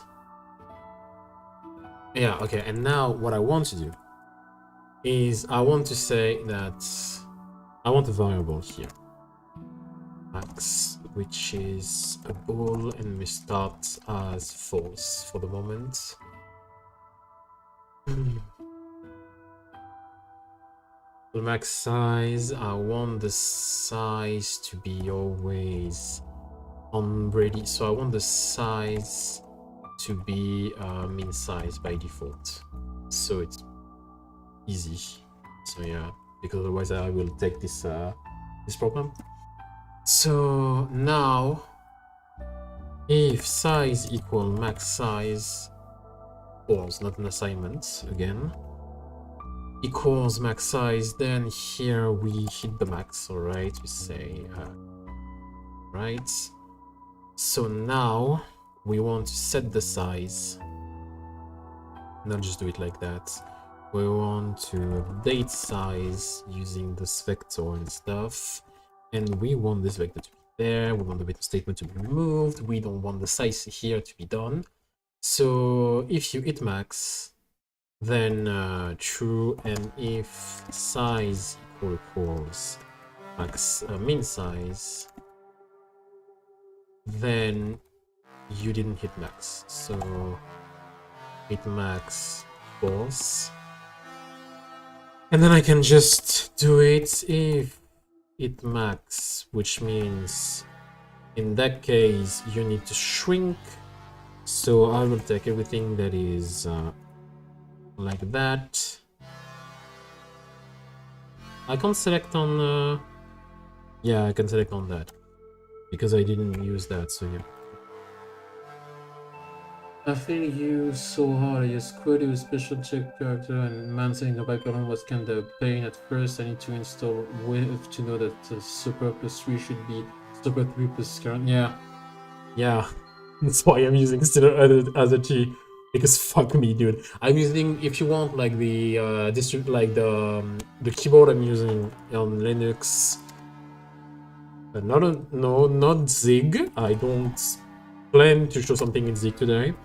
Module system local, I think that's where okay. So I'm using keyboard layout, keyboard variant. So I'm using FR, and OSS Latin 9. That's what I'm using. And for the console keymap, FR Latin 1. That's what I'm using. So it's like kind of like the Alt plus dead key, I think. If I go into my hyperlan config, do I have it there? But here. Do you know Japanese? I'm learning. I know some words, I can say some shit, but I don't know it well. I'm learning and I need to write it better. But yeah.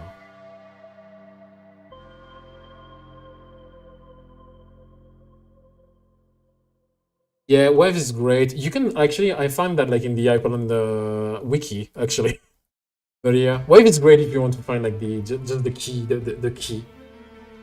And this is great. Where do I have the layout? Yeah, it's called layout, but not maybe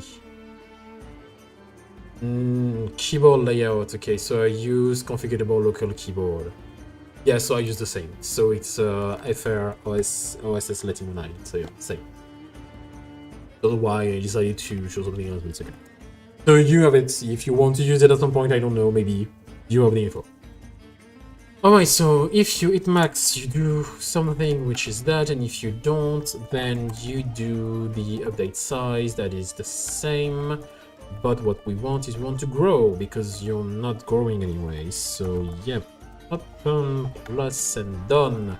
Easy. So now it's gonna contract, then shrink, then contract, then shrink, then no, expand, shrink, expand, shrink, expand, shrink, like kind of like a heart in a way, with the exponential coefficient depending on like the speed at which it should contract.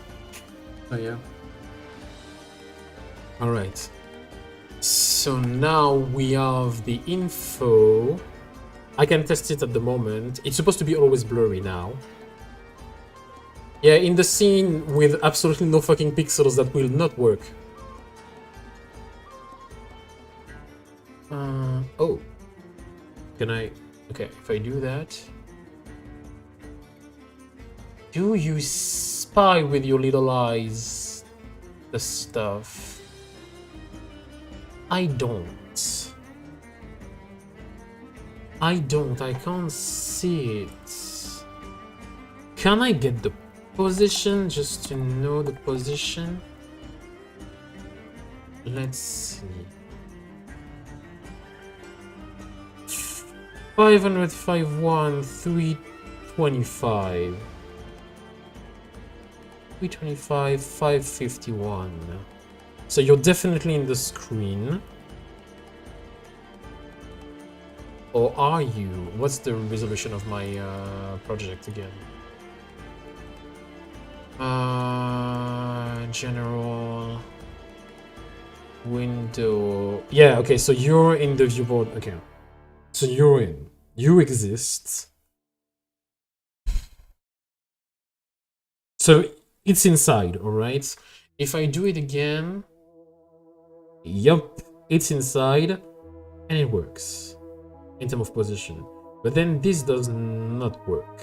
This does not spark joy, in fact. So...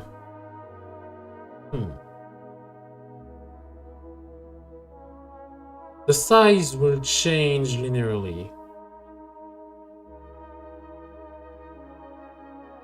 I didn't do anything. It's default config with Hyperland.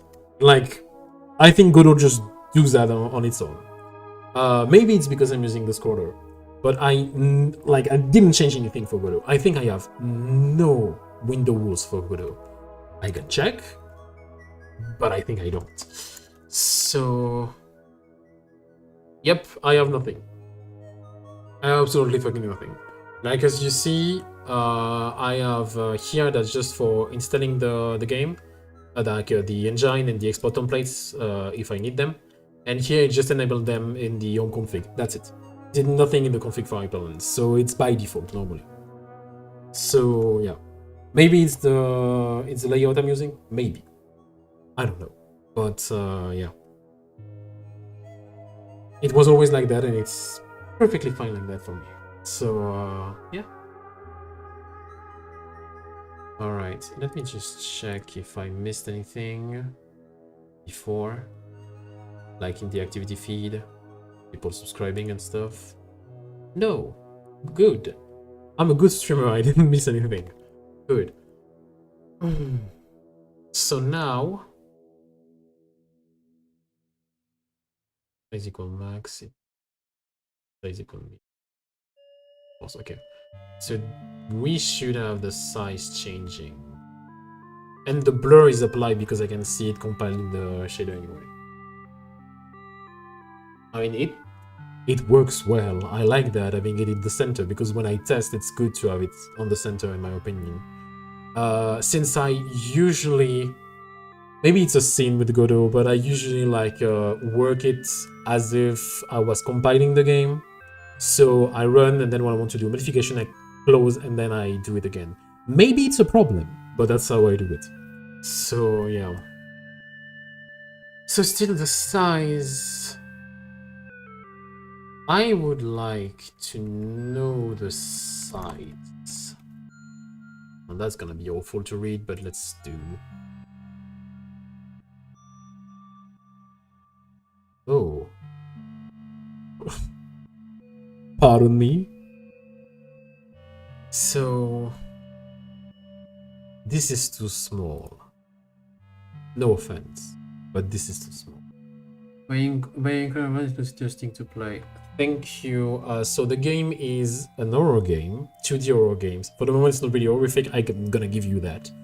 The principle is you play a little girl with a cat, and you try to solve puzzles and find the reasons why your manor with your parents is filled with monsters.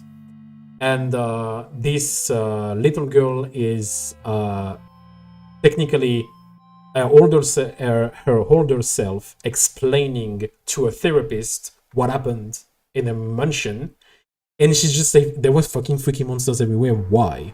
So you have to uncover why there were monsters if you were not just freaking out, and you do that with the help of your trusty partner, which is her cat. The cat being start the game again. The cat being this blue character here is supposed to be the cat. You control it with the mouse, and there will be. I never played Omori, but maybe. So it will be like, I don't have the system in place yet, but there will be a vision system similar to what you can see, for example, in League of Legends, or in any kind of RTS, by the way. And the cat will give you vision, so you use it to see where is the monster and how to avoid it. Oh, I see the patch. It's there. Oh wow. Oh wow, it's growing, but it's growing. Yeah, let's increase the coefficients. Like, yeah, of course it should be between 1 and maybe like 10. It's growing, but slowly. But yeah, okay. Is there a patch again? Yeah. Okay. Oh, it looks fucking awful, but there is something. It looks terrible. And it doesn't pulsate, but then I need to maybe change the shader inside. Honestly, that's the thing I need to do. If I want to make it pulsate for the colors and stuff, that's something I need to change in the shader directly. Just to make it a bit more interesting than just a blurry patch, like square.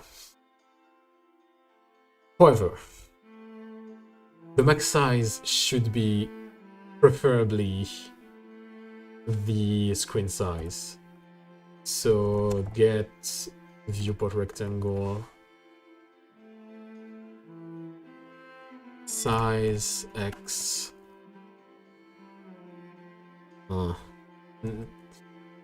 Maybe not, actually. I just think about it and maybe it's a bit too much. Let's just do it like, yeah, psychological aura in a way.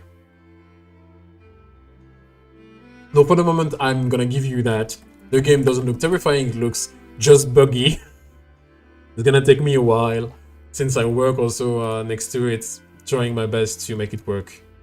Where is my... Okay, here. Am I? Oh, that's spooky. No, that's not spooky at all, but you see what I mean.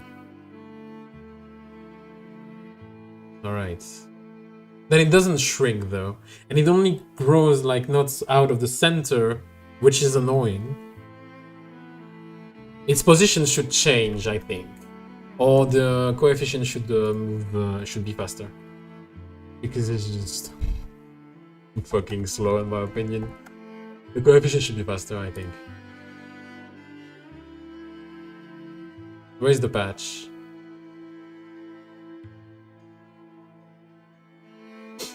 I don't know. Where's the patch? Ah, I hate my life. Why did I choose that as the first fucking stage of Insanity? Why would I do something like that to myself? Why did I define that in my fucking GDD and I was like, yeah, that's gonna be fine. That's gonna be a good idea. No, that's not a good idea. Fuck me. Oh gosh. Oh, I want to... I hate myself so much. Why did I do that? Maybe I should just cut my losses, scrap that ID, and have a better idea. Oh. Honestly? I think that's a lot of work down the drain, though, but... Yeah, I think it's a bit above my capacities, because I'm bad. No, I mean, I still want something. I still want the patches. The patches is a nice idea. But maybe the expansion is not the good way of doing it.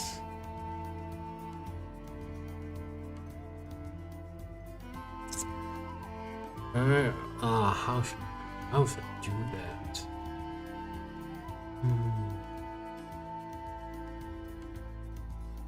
Okay, let's define the default expansion coefficient first, because I think that's important. Min size, okay, min size being 0, which is fine. Normally, if you hit max, you're supposed to... Yeah, you're supposed to go down. So now, let's... Okay. I can do it. So, okay, the size has been changed for something that is 4, apparently, and it's not moving again. So the size is not changing again, which is interesting.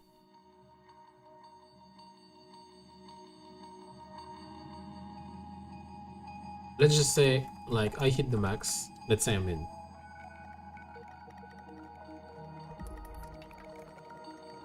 And then you never go back, because it's not exactly the max size, right? Or maybe you're not reducing it as I thought you would. What is the size after that? Does the size evolve after everything? Maybe that's why. Oh, no, that.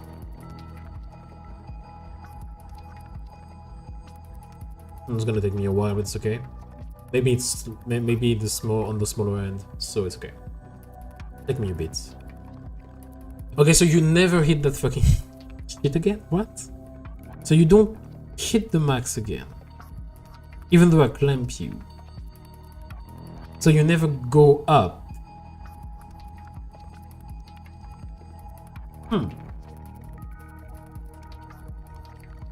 This is interesting. This is interesting because... Ah, I thought it would work though. Can I, for example, get into size -1? This is sad that you can't use operand with like... that, but yeah. Yeah, okay, so I need to put the value by default like that. Okay, that's annoying. But okay. Let's do it just like changing the size by hand, like mano mano. Let's do it directly so we know if it works or not, alright? Just change that and then we will move on. We'll move on to the next. Maybe that's why it's not working. It's still not fucking working. Ah! Why? Why must you torture me this way? Why? By the way, this is equivalent to that. The same thing. But yeah. If you were asking, same.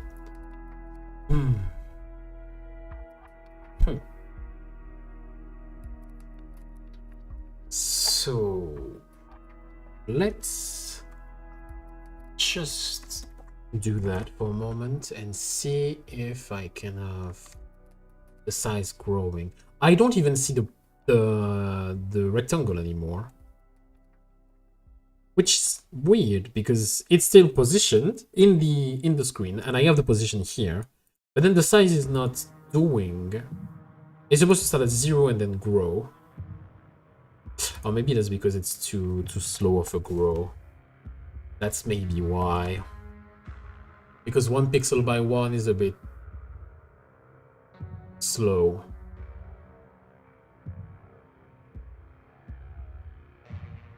I'm gonna position you to 0, 0 because you're starting to piss me off. So yeah, because I know the position works. So let's just say position equals vector 2i, alright? Like I'm just gonna position you to 0, 0, alright? Because you're annoying. Okay. So you read the max value quite fast, I think. And that gives me a good idea on what I wanted. So now I know the value exists. I know I can hit that. So if I do it in a way that is just like moving by 1, just so I see without the delta, I want to see it grow. Yeah, so it works. And then not. Because, oh, I have a warning power that doesn't have. Okay, so alright. So it does work, but then it doesn't go back to increasing in size again. It increase, like it decreases and increases. Okay, but it doesn't go back to it, which is sad. It's sad. I feel sad. So normally when you hit the min size, do I get in? Do I get in?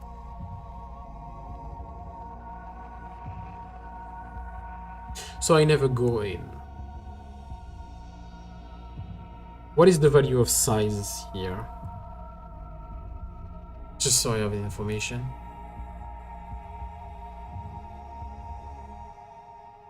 One.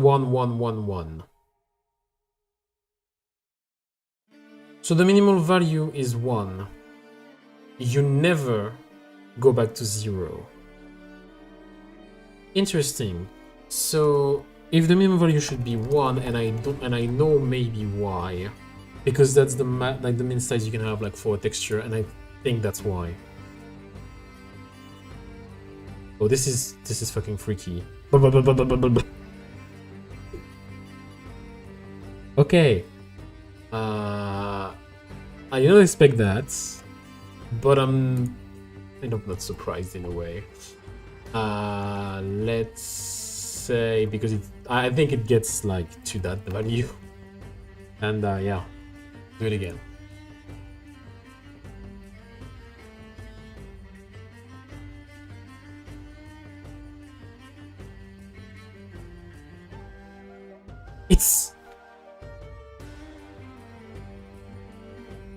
It's weird.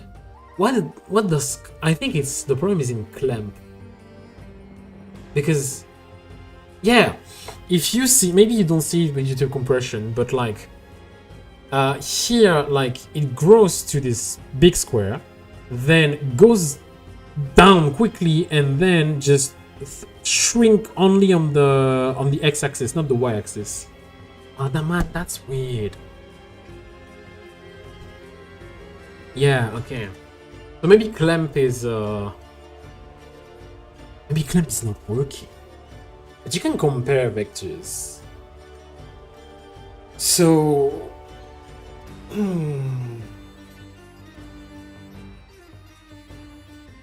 this is interesting. Notice that you are not using AI, it's just your choice or you don't find it useful. So there are multiple reasons for that. One, I don't want to generate art with AI because it's also, for me, a learning experience to actually learn pixel art and try to put some art into the game. It might not be the prettiest game, it might not be a really great game, and I'm fully aware of that, but I'm trying to learn Godot, I'm trying to learn art, and I think that's important if I do it myself. For everything that is development, it usually either gets in the way, hallucinates things that I ask it to help me with, and when it generates codes, it doesn't really help me. Because if it generates codes for me, it's okay, like I have a code that is generated. Cool. What does it do? I don't know, I never wrote it, I just copy paste it and I don't understand it. You were not on Twitch when I did that, but I had like some multiple streams when I was only streaming on Twitch. No, I'm only streaming on YouTube because the quality is better than on Twitch. So when I was streaming on Twitch, I did like the blur shader script I have here is one I just took from someone else.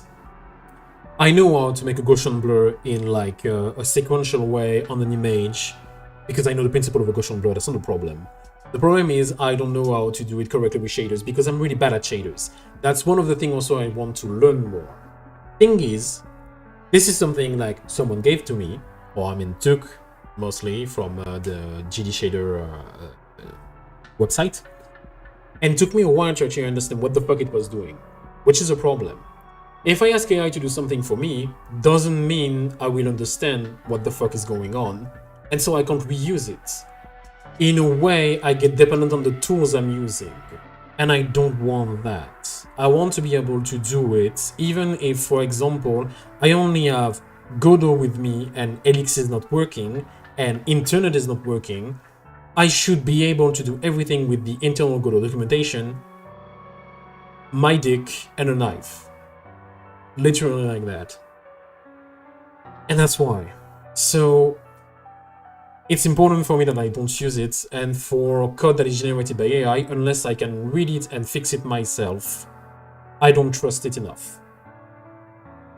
Having to work in system development and seeing like junior using AI really made me cold with the technology for everything that is code generated. It's a mess because they never really like read stuff. They don't really understand what the AI generated, and it's annoying.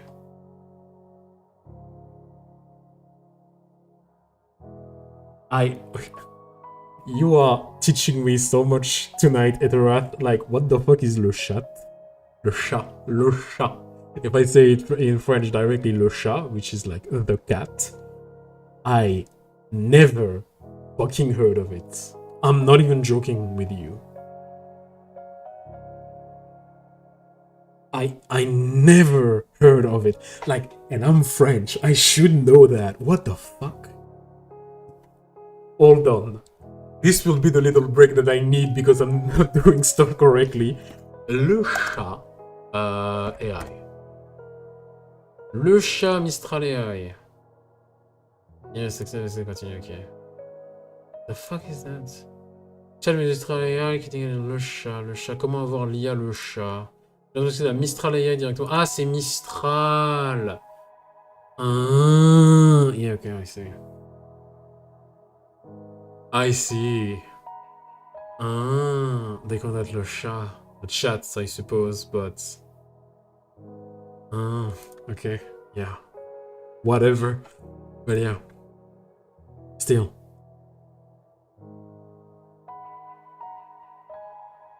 Okay, yeah, no, it's... Okay. Eterath, don't apologize for trying to speak French. If you make a mistake, I will kindly point it to you so you can not do it again. And in that case, what you did is a perfect French. It's perfect French sentence. No fucking mistake. The only thing I could just say, but it's something you don't know if you're not French, in terms of punctuation, when there is an exclamation point or an interrogation point, you're supposed to have a space after the word and the exclamation point or interrogation point. That's also why if you come here from my meme that I made on Reddit, you can see that on the question that the people ask, who are you? There is a space because I'm so used to put a space here that I put there, even though it's technically a mistake in English. You should have no space here. That's it. That's the, like, beside this really fucking specific punctuation mistake, which is something you don't learn unless like you're writing like emails in French, you made a perfect sentence, so it's okay, you know. Besides that, you wouldn't have known, of course, because it's fucking specific anyway. So yeah, so don't worry, honestly. Okay, so getting back to my problem again. This texture rectangle is driving me fucking nuts. But I'm not even sure it's a good idea. Like, the idea I want is you have a sanity system. You know what? Let me pitch it to you. And then you tell me if it makes sense or not. You have a sanity system. You have the others, and there's specific rules they have, look. I would like to introduce you to German, but let's not. German is awesome, but yeah, I used to know how to say stuff in German. No, I can only say one thing in German, which is Ich habe meinen Arschloch mit einem Spiegel gesehen, which means I've seen my butthole in the mirror. That's the only thing I can say in German. Yeah, don't know what I can do with that shit, but yeah, that's the only thing I can say in German. Thanks to my grandmother, that's the only thing I can say in German. Alright, so yeah, so let me Let me give you the explanation. You have a sanity system in the game. The sanity will deplete when you get hit by a monster, when you get trapped by a monster, or when you get hidden for too long. The longer you hide, the lower your sanity will drop. Each level of sanity will do some effects on your screen, and the lower you get, the more dangerous it is, to the point that you will take continuous damage and die. If you're healthy, which is the first state, you're okay, everything is fine. Mind the Deck is the next state. It's where you're supposed to see blurry patches on the screen spawning around you. So it's subtle, but you still see something like pulsating and some forms being a bit weird around you. Hallucinations will spawn monsters around you, but they don't do anything. They're not real, they're just spawning around, they're just doing stuff. If you can even bump into them, they do nothing.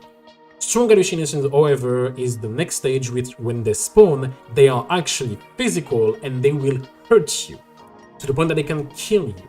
And in Psychosis, you still have all of these, so the forced monsters, the real monsters, the blurry patches, and you also take continuous damage until you die. This is how the sanity system is supposed to be. For the moment, it's not working, alright?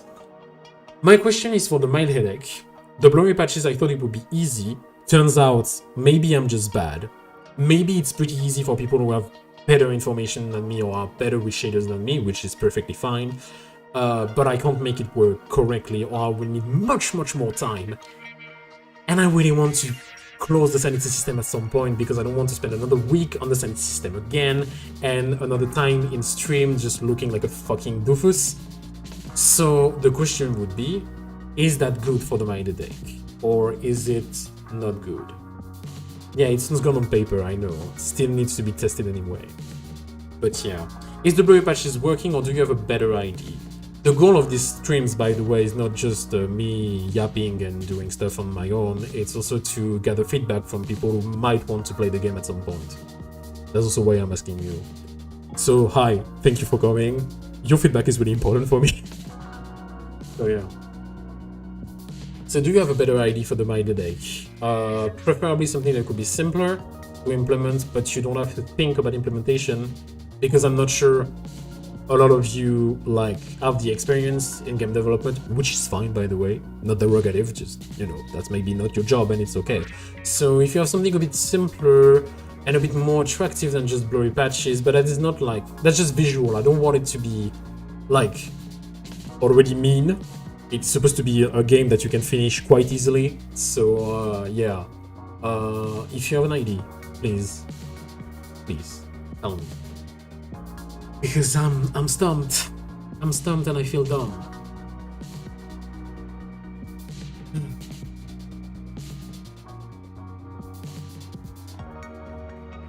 Right, so there is a little delay with the chat, so I will wait a bit. In the meantime, I'm gonna stop using the blur texture for the moment, because I'm too fucking annoyed by that. So let's hide the texture again in the player composition. I'm losing my voice. So yeah, okay. So player composition, we want out, and now what I want is the hallucination. The hallucination, I think I know how to do that. So hallucination, I want to have a function that is generate hallucinations. And you know what? Since I need to use that in Psychosis, I just read that when using French keyboard, it's visited automatically before interpunction. It depends on the software. It's not always the case. It will do that, for example, on the phone. It will do that in stuff like OpenOffice, LibreOffice, Word.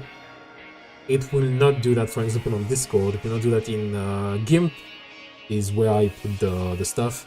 So usually you get used to pretty much always write the space, because it's default French to write the space. Hence why. So sanity states, I want to, so I have the complete stick. So create hallucination, create hallucinations. I want an enumeration for that as a flag. Is that... No, okay, you know what? I think I will create like harmless hallucinations. So yeah, we want another function which will be the same but not harmless this time. So create full hallucinations because they still need to use it anywhere. So defining it there is okay, and then you just use it depending on the state, which is fine. So what I would like to say is I want to create something which is an hallucination, so we need to create a class and then instantiate it multiple times around the player. And having 2 classes for that, so let's just do that. So new scene, we want to be a 2D scene, that's gonna be... For the moment, I think I'm gonna change the type to sprite, so animate sprite 2D, which is the simplest part because it's just going to be a sprite that you pose here. Then it does something around. So yeah, we want to go that like harmless hallucination. So that's the name. All. Didn't make a mistake. Animation, new sprite frame. Can I load in the characters? Or maybe not. Do I have... So characters, player, sprite sheet. I have the sprite frame here. Navigation character, cat, sprite sheet. And then I have the red one. Do I have another assets for that for the prototype? Hold on. I need to check for the assets that I have. So let's see. Oh yeah, no, let's just do that. Let's see, assets, prototype characters.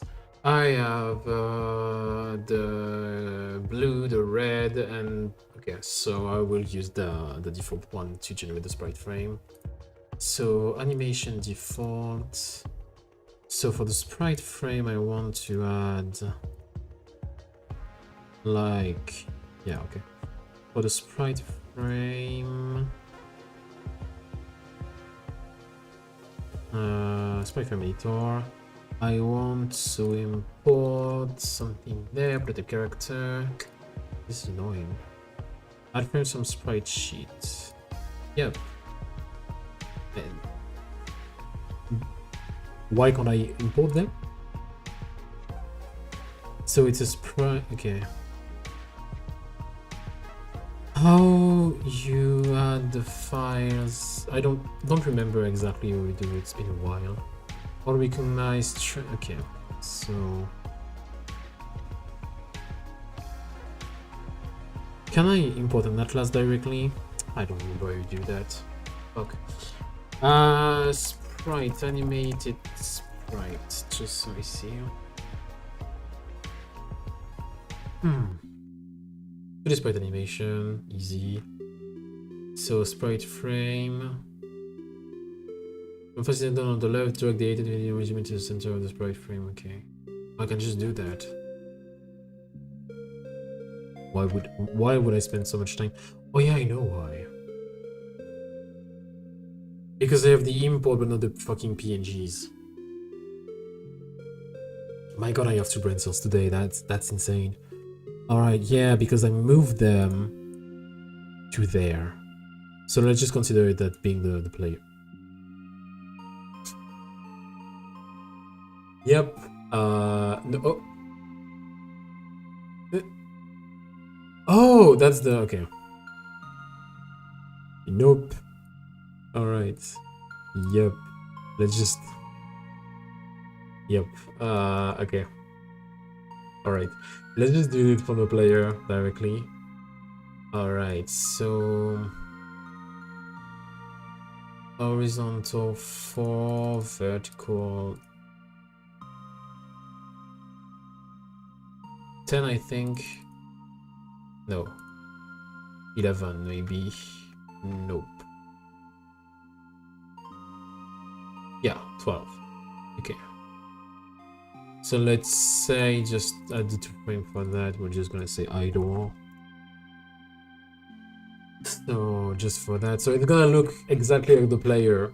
Don't get me wrong, it's fine. Animation idle, can I define it to loop endlessly? I think you can. Let me start the, yeah. So let's say character player, and I want a new folder that's called hallucination because it's connected to player. So hallucinations, all right, and harmless hallucination. So yeah, let's start. Oh, I don't have a camera. That's maybe why. Let me add a child node. It's gonna be a camera. So we have a camera. We can see it, and it's not burning, which makes sense. So I need to define it as if it should move all the time. Animation, speed, scale, offset, no. Can you, in the stuff, make it play automatically? Animation looping. So I can see the animation, that's cool. But yeah. Autoplay on load. You can do that. Clearly, that's great. Great. Autoplay on load. So we have this little guy here that I will be able to use. I want to remove the camera, by the way, just because otherwise we have multiple cameras and I don't want to deal with that. I could move it just to see it in the screen. It's there, it's moving, it's doing nothing. So we have the player. No, I want to change your position to be the normal one. So this is my stuff. Now I need to be able to instantiate it automatically. So let's go back to not duplicate. The way they do that is they use the reloading. So instance, so load, so file instance instead of new for consistency. Preload, return, okay. Get node, duplicate, and preload instance are the same thing. That shouldn't be the case. If you're that, you mean get node points. It's not about shadow versus decopy, shadow copy of, okay. So you need to do preload the scene and then, okay, so I need to get the resource for the scene and preloading it, which is not that hard because now you want to have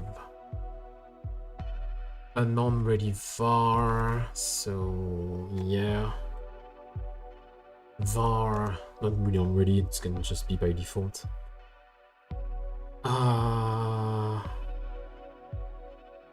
Do you notice what duplicate currently does? Or bad name, but it's about the ID. Get for class instance.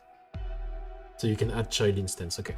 So I want to get like hallucination class, not like that. That's not the right naming convention again.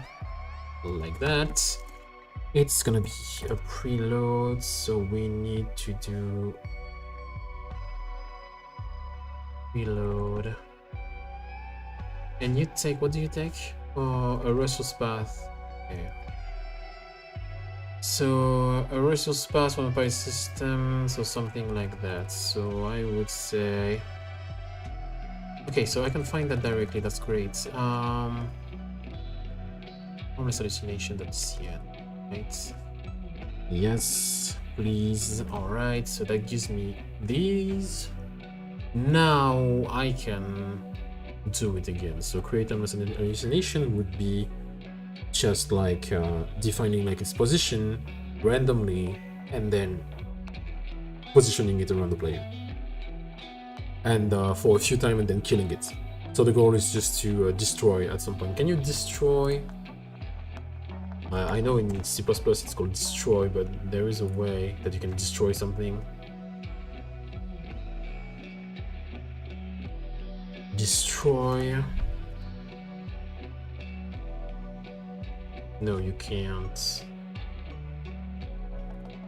Destroy a node.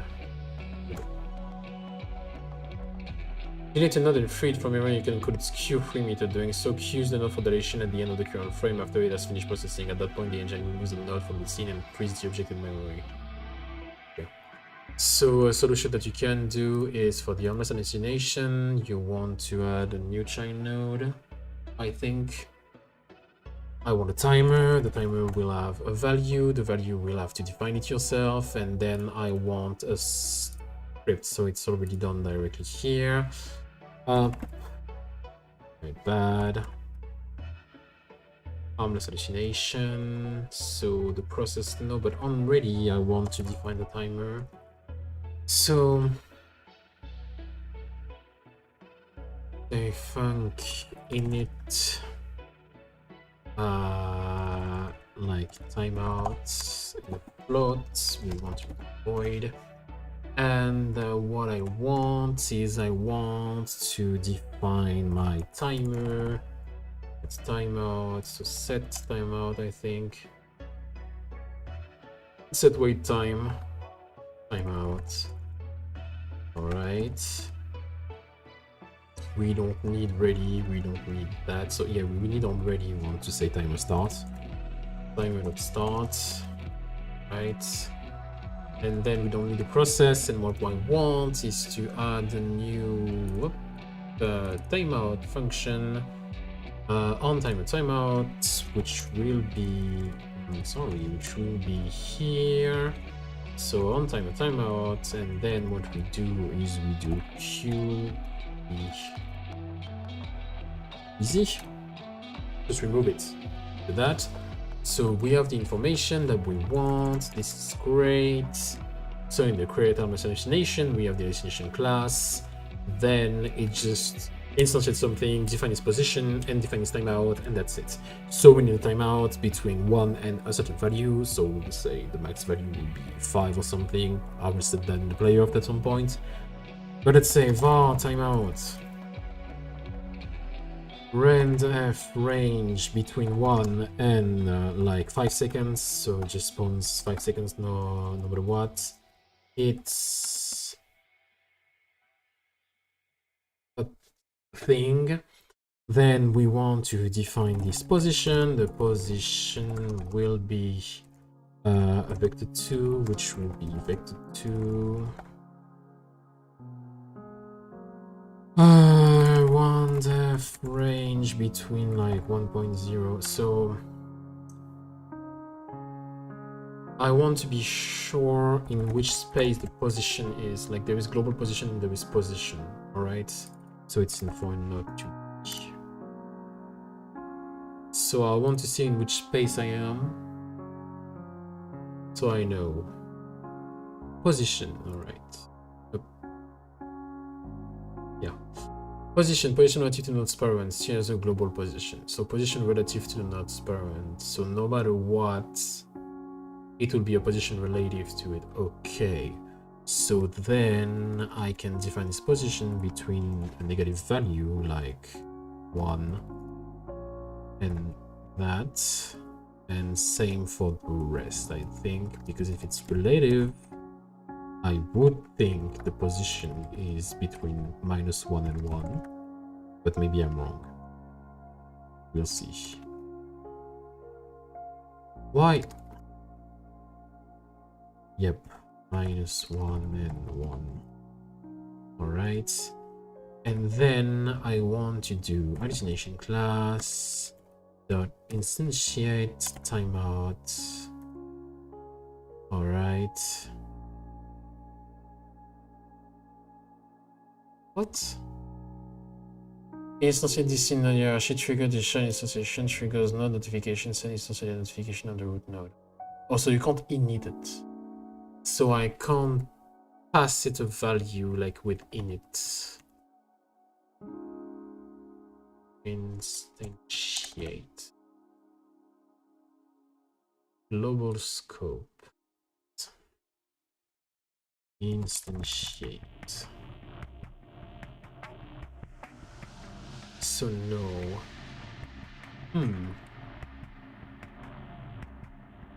This is annoying. Because typically speaking, so it's a resource, right? Like, okay. What's the type of that written by preload? It's a resource. Okay. So resource. Alright. Apparently I go fuck myself to find resource. Alright then. Alrighty then. Camera, input, performance, physics, resource loader, resource. You can't find resource. Resource does not exist. Or maybe because there is like not 2S but 1S, because resource with 2S is in French. Again. Bruh. Alright. So let me change. Get her ID is built, reset state, get her duplicates. Duplicate this resource with a new resource with its exports.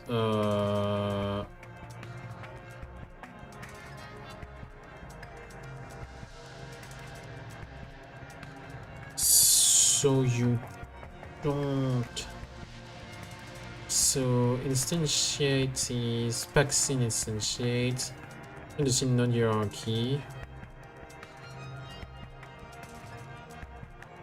So it's in backseat.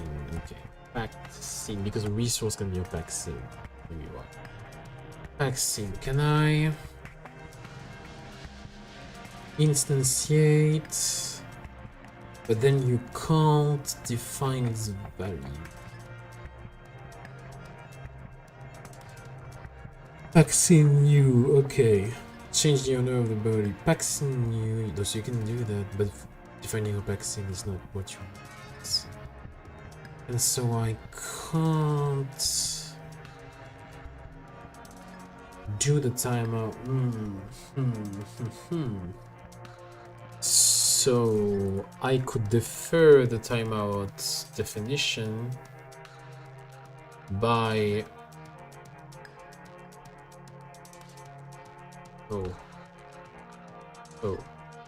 yeah. So I could defer the timer dot set wait time to use the rendef here, which is a rendef range. Funny, haha, but yeah, I could do that and then define the value globally. Not perfect, but it would work. Between 105 seconds, which is okay. So just defer it, makes sense. So I can just instantiate it. I don't need the timeout here, it's already defined, and then I can do. So if I do that, it returns what? A node. Cool. So then I have for node equal that, and then I do node dot position. Post position.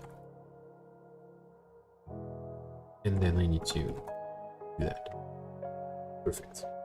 And then they will kill themselves by default, so it's okay. They will free kill themselves. But yeah.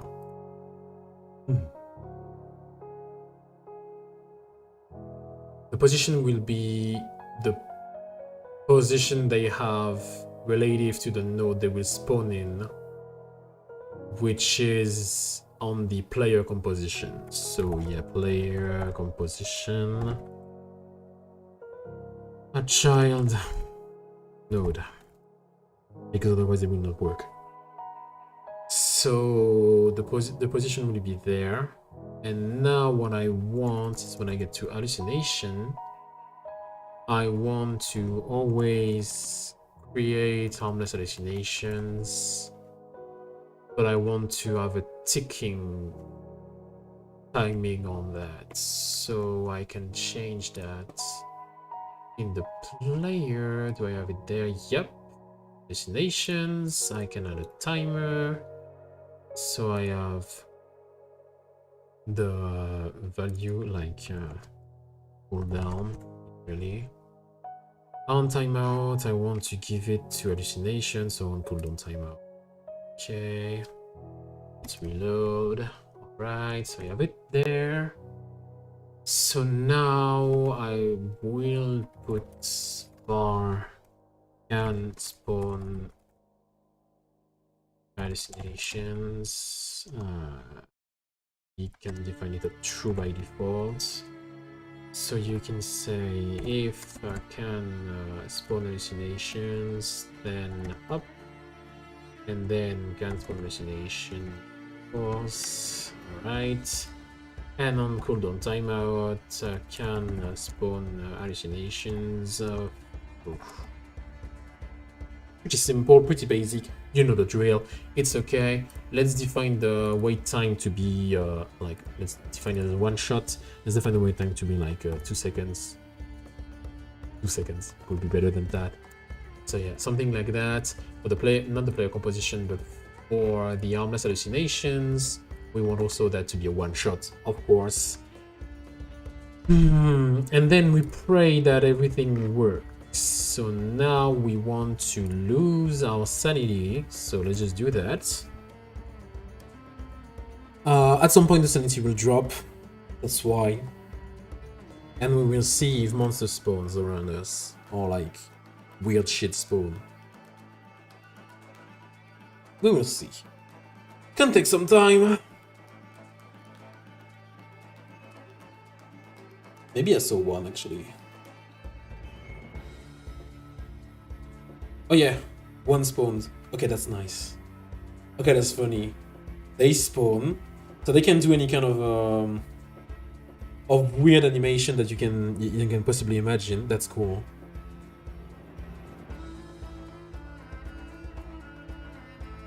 Also, it's going closer, but yeah. All right, so normally, yeah. So I was in this state, which is okay. But then, okay.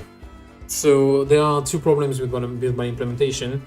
This should be directly in the states, and this should be directly in the states here. So it should be a function, like it should be here. Can spawn harmless hallucinations, and can spawn harmful hallucination. So same old. Spawn harmless hallucination. So then these should be that. So this should be something here. I don't want to use that. If you can't, then you return. And otherwise, you do that because you were able to do it. So can spawn, yeah,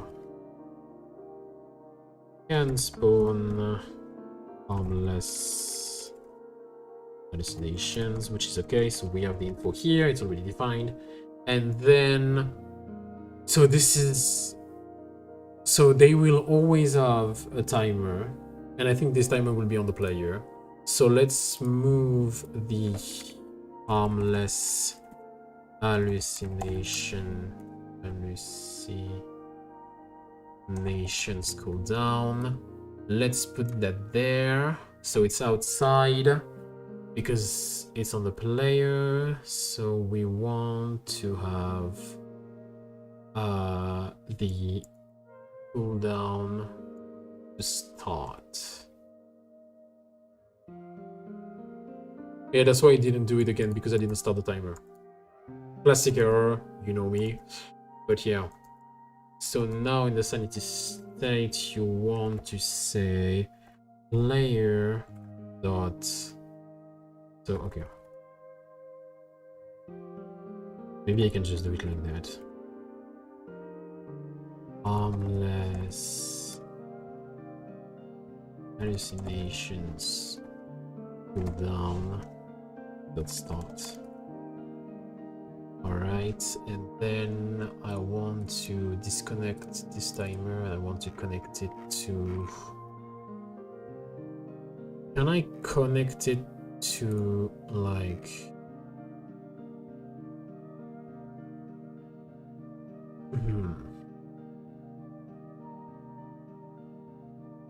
Can I connect it to a direct, like a direct state, like a type of state, or can't I?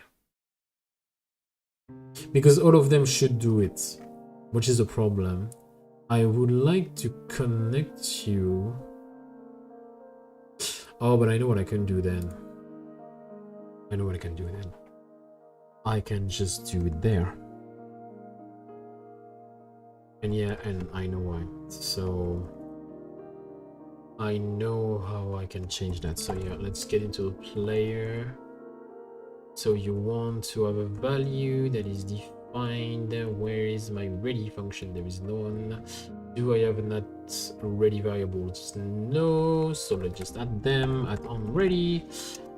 Var harmless hallucination cooldown timer. Just rename that to a timer, not cooldown. Let's not be weird. Let's not be quirky. Let's use the right name for the right stuff. It's a timer, it's not a cooldown. So yeah. And this is our friend the harmless hallucinations timer. Alright, you have a type. So yeah, we want the same, which will be the less full. So we want the harmful. So we want to duplicate node. Can I just do bum? Yes, I can. Just rename that on harmful. Alright, same ID, you know the drill. So that works normally. Then the sanity state, I can just have my function. So func on harmless hallucinations timer. Timeout. Void. Redo can spawn harmless hallucinations. True. So yeah, and now we want to do player dot harmful hallucination harmless hallucination timer dot timeout dot connect, and my signal is on harmless hallucination timeout. All right, so it's connected. Normally it works. Doesn't seem to be crying again, so it's fine. And now we have the thing that is deferred. And so now when we go to hallucinations, they should spawn. Then I need to just do that in that case, because I don't need anything else. I don't need that. Good. I don't need that again, which is perfect. So yeah, now I will want my strong hallucinations as well. Strong hallucination. Because the goal is to make you like, they will look basically the same, will do the same. Just when they get stronger, they will actually hit you. There will be just like a slight difference in terms of visual. So you need to pay attention to those if you get to this dangerous problem. But yeah. Strong hallucinations, then we have psychosis. Psychosis will have create and hallucination as well. And now we can start. Yeah, I know why. Because I start the player and not anything else. Alright. So let's hide and let's see. It's gonna take a bit of it's gonna take a while, but let's see. We are supposed to see like some stuff spawning.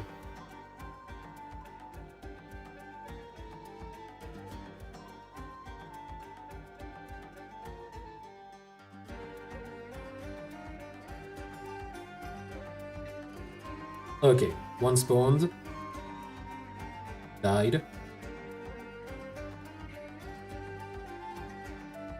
That's freaky though. The one spawning there and then just doing something, nothing. Okay, so they spawn on the same position, which is a problem. So yeah. This is a problem because the position is bad. Like they always spawn on the same position.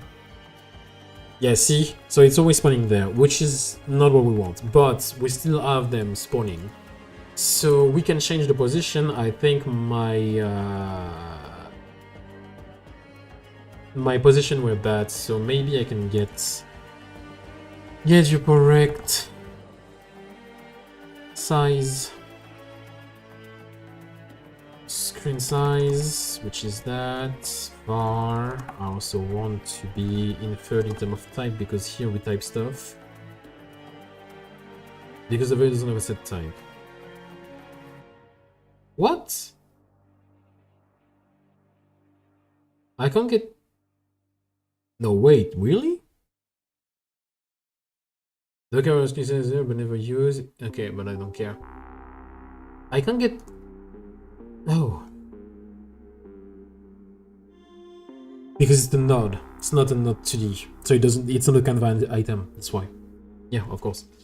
And now, let's say we do from 0, 0 to size X, and here from 0 to size Y.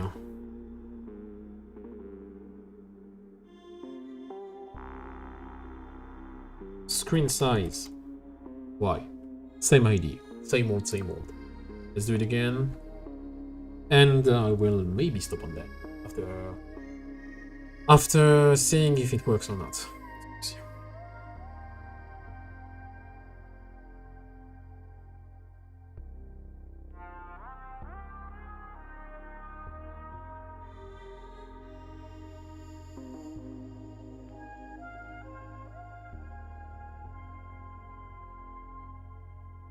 I don't see one spawning right now, which is annoying. Can you spawn for me? Also, this is weird, but it's fine. Normally, you're supposed to have multiple hidden spots. There is none. So there's only one. So it's supposed to cycle and patrol between them. And if there was only one, then it's just gonna do that. So yeah. And that's why then when you go out, it doesn't do anything, because that's a bug I need to fix. Oh my god, that's weird. Okay. So they don't seem to spawn. Do I get the position? Just to see. Alright, let's just think the position again. So I want to see it in the debugger. Yeah, it will not work.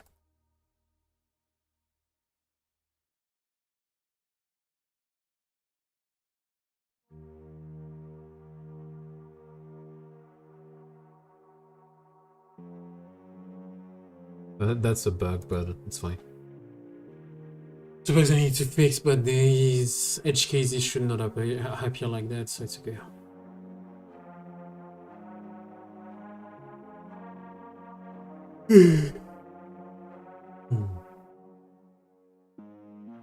So I have a position. So it's supposed to have spawn, right? It's supposed to have spawn because I have a position at some point.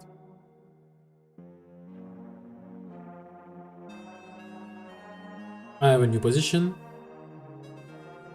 And so I still don't see it.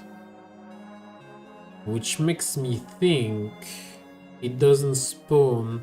So when you have the global position, so okay. Let's go into node 2D. The global position depends to what? Global position, the global position C as a position. Position relative to the node power and C global position. Cool. What does that correspond to? Like, is it connected to something else? Or no? This is pretty much the question I have, because if I have, look, what is the node so that it looks at it? Okay, you can rotate the node, alright. To global to local.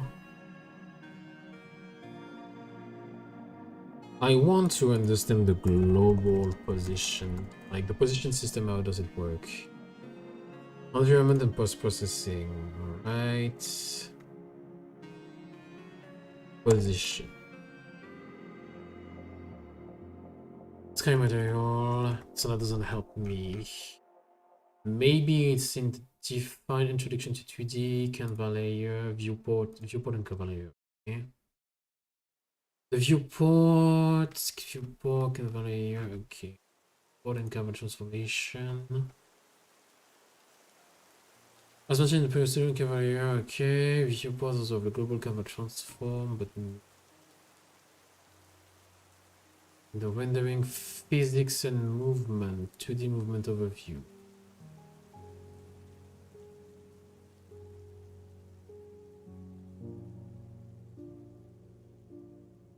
I'd like to print the player position. Print player position. The node, just so I have an ID. So let's just ruin my sanity for a moment. Then let's see.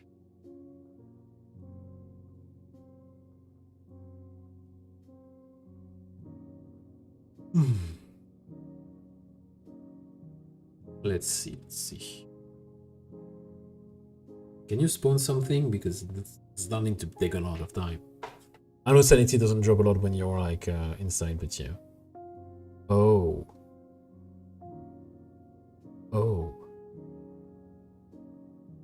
Compared to the player position, okay. Yeah. So it's not spawning around. Okay, so I can actually define the position differently.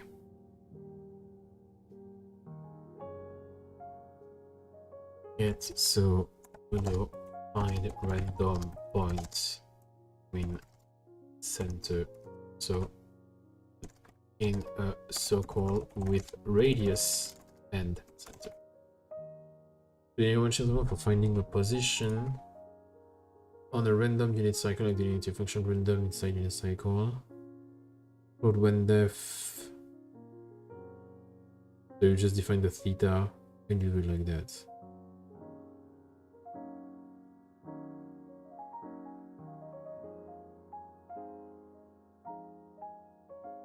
The circle, okay, so this gives the uniform distribution and good performance, alright.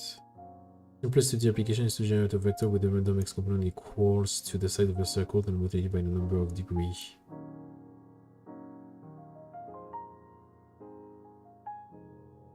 Okay. Vector 1, so vector right. One angle, rotate one angle. So a random x component equal to the side of a circle, then rotated by number of degrees.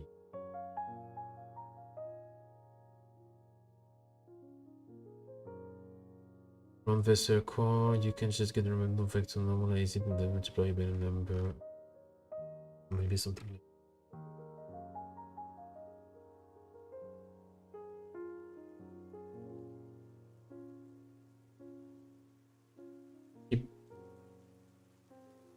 So I'll make sharpness spawn unity as an action from that. So they want reaction random angle within. You get a random angle. Random inside unit circle, so then you can just multiply that by the radius of that. But then would that do it again against like around everything? That do it again? Oh, I mean maybe. Let's try that. Let's try that for the moment. Let's take the function just to see how it works. I think it's what I want. Let's see. Yeah, you can fix it yourself. Alright, I want random inside circle. And I want the radius here, so radius will be a float. And then I can just multiply that by the radius. So yeah. In that case, I want to have my friend, so give it a position, which would be just... So position, random inside circle, I want the radius will be like that, just to, so we have an ID. Would that spawn around the player or not? We'll see. So again, ruin my sanity, and we'll see. And then if it works, we'll be set to go. I hope. Because I really want that to work before I sleep.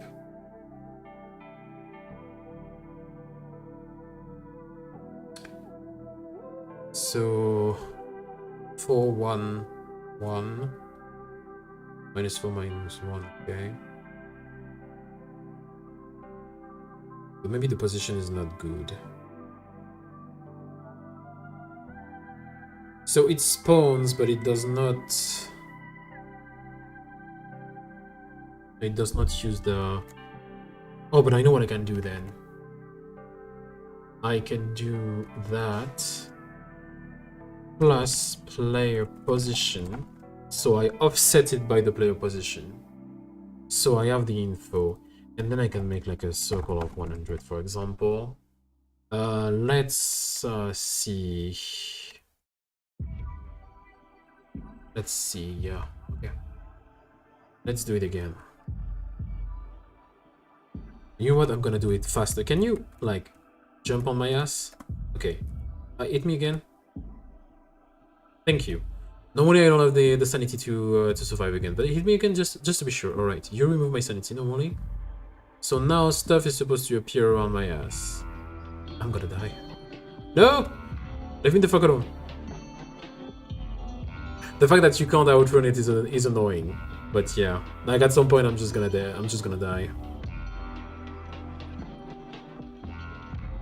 The fact that I can't outrun it is a problem, alright? But yeah.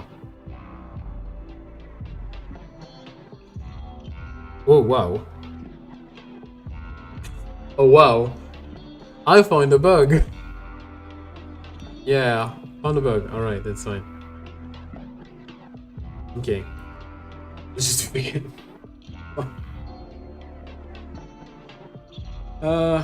This is the rough on the edges. That's the theme for this game for the moment. Rough on the edges. I mean, I've been working on it like for maybe 3 months at max. So yeah, 3 to 4 months maybe. So yeah, this is also why. Cool. So it spawned. Whoa. Okay, that was cool. That was cool. It spawned there. That was cool. We spawn again to another position. Oh yeah. Oh, that's cool. Oh, that's great. Oh, I like that. Oh, it spawns and stuff. That's nice. Okay. Again? Oh yeah. Yeah, that's nice. That's cool. That's cool. That's cool. Okay. Okay, so I can define the radius here for next time. And yeah, okay, cool. Yeah, let's just not do that. Alright, just for that, just let's reset diff change. Like, alright, let's just reset the blur texture. Blur GD shader, no, but blur texture, let's reset it just for the moment. And let's reset it as well. This is okay. I'm gonna take that, I'm gonna take that, I'm gonna take the player ID, which is okay, I'm gonna take that. And I would say GCZ fit sanity, add support for like add spawning harmless hallucinations. Alright. Good. Push for me, boy. Why don't you want to push? Push.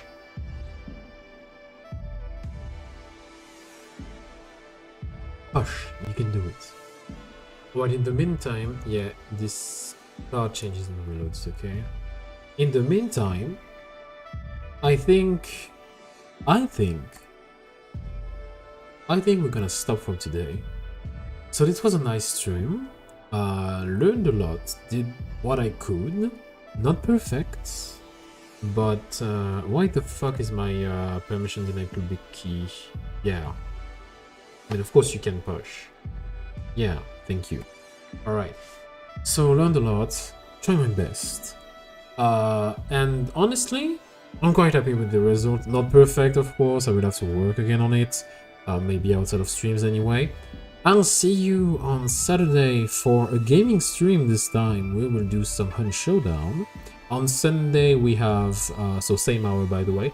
On Sunday we will have a stream on Rust development again. And yeah, and next week will be again game development because, you know, that's what I do. So thank you all for watching. Thank you for the chatters. That was nice talking to people for once.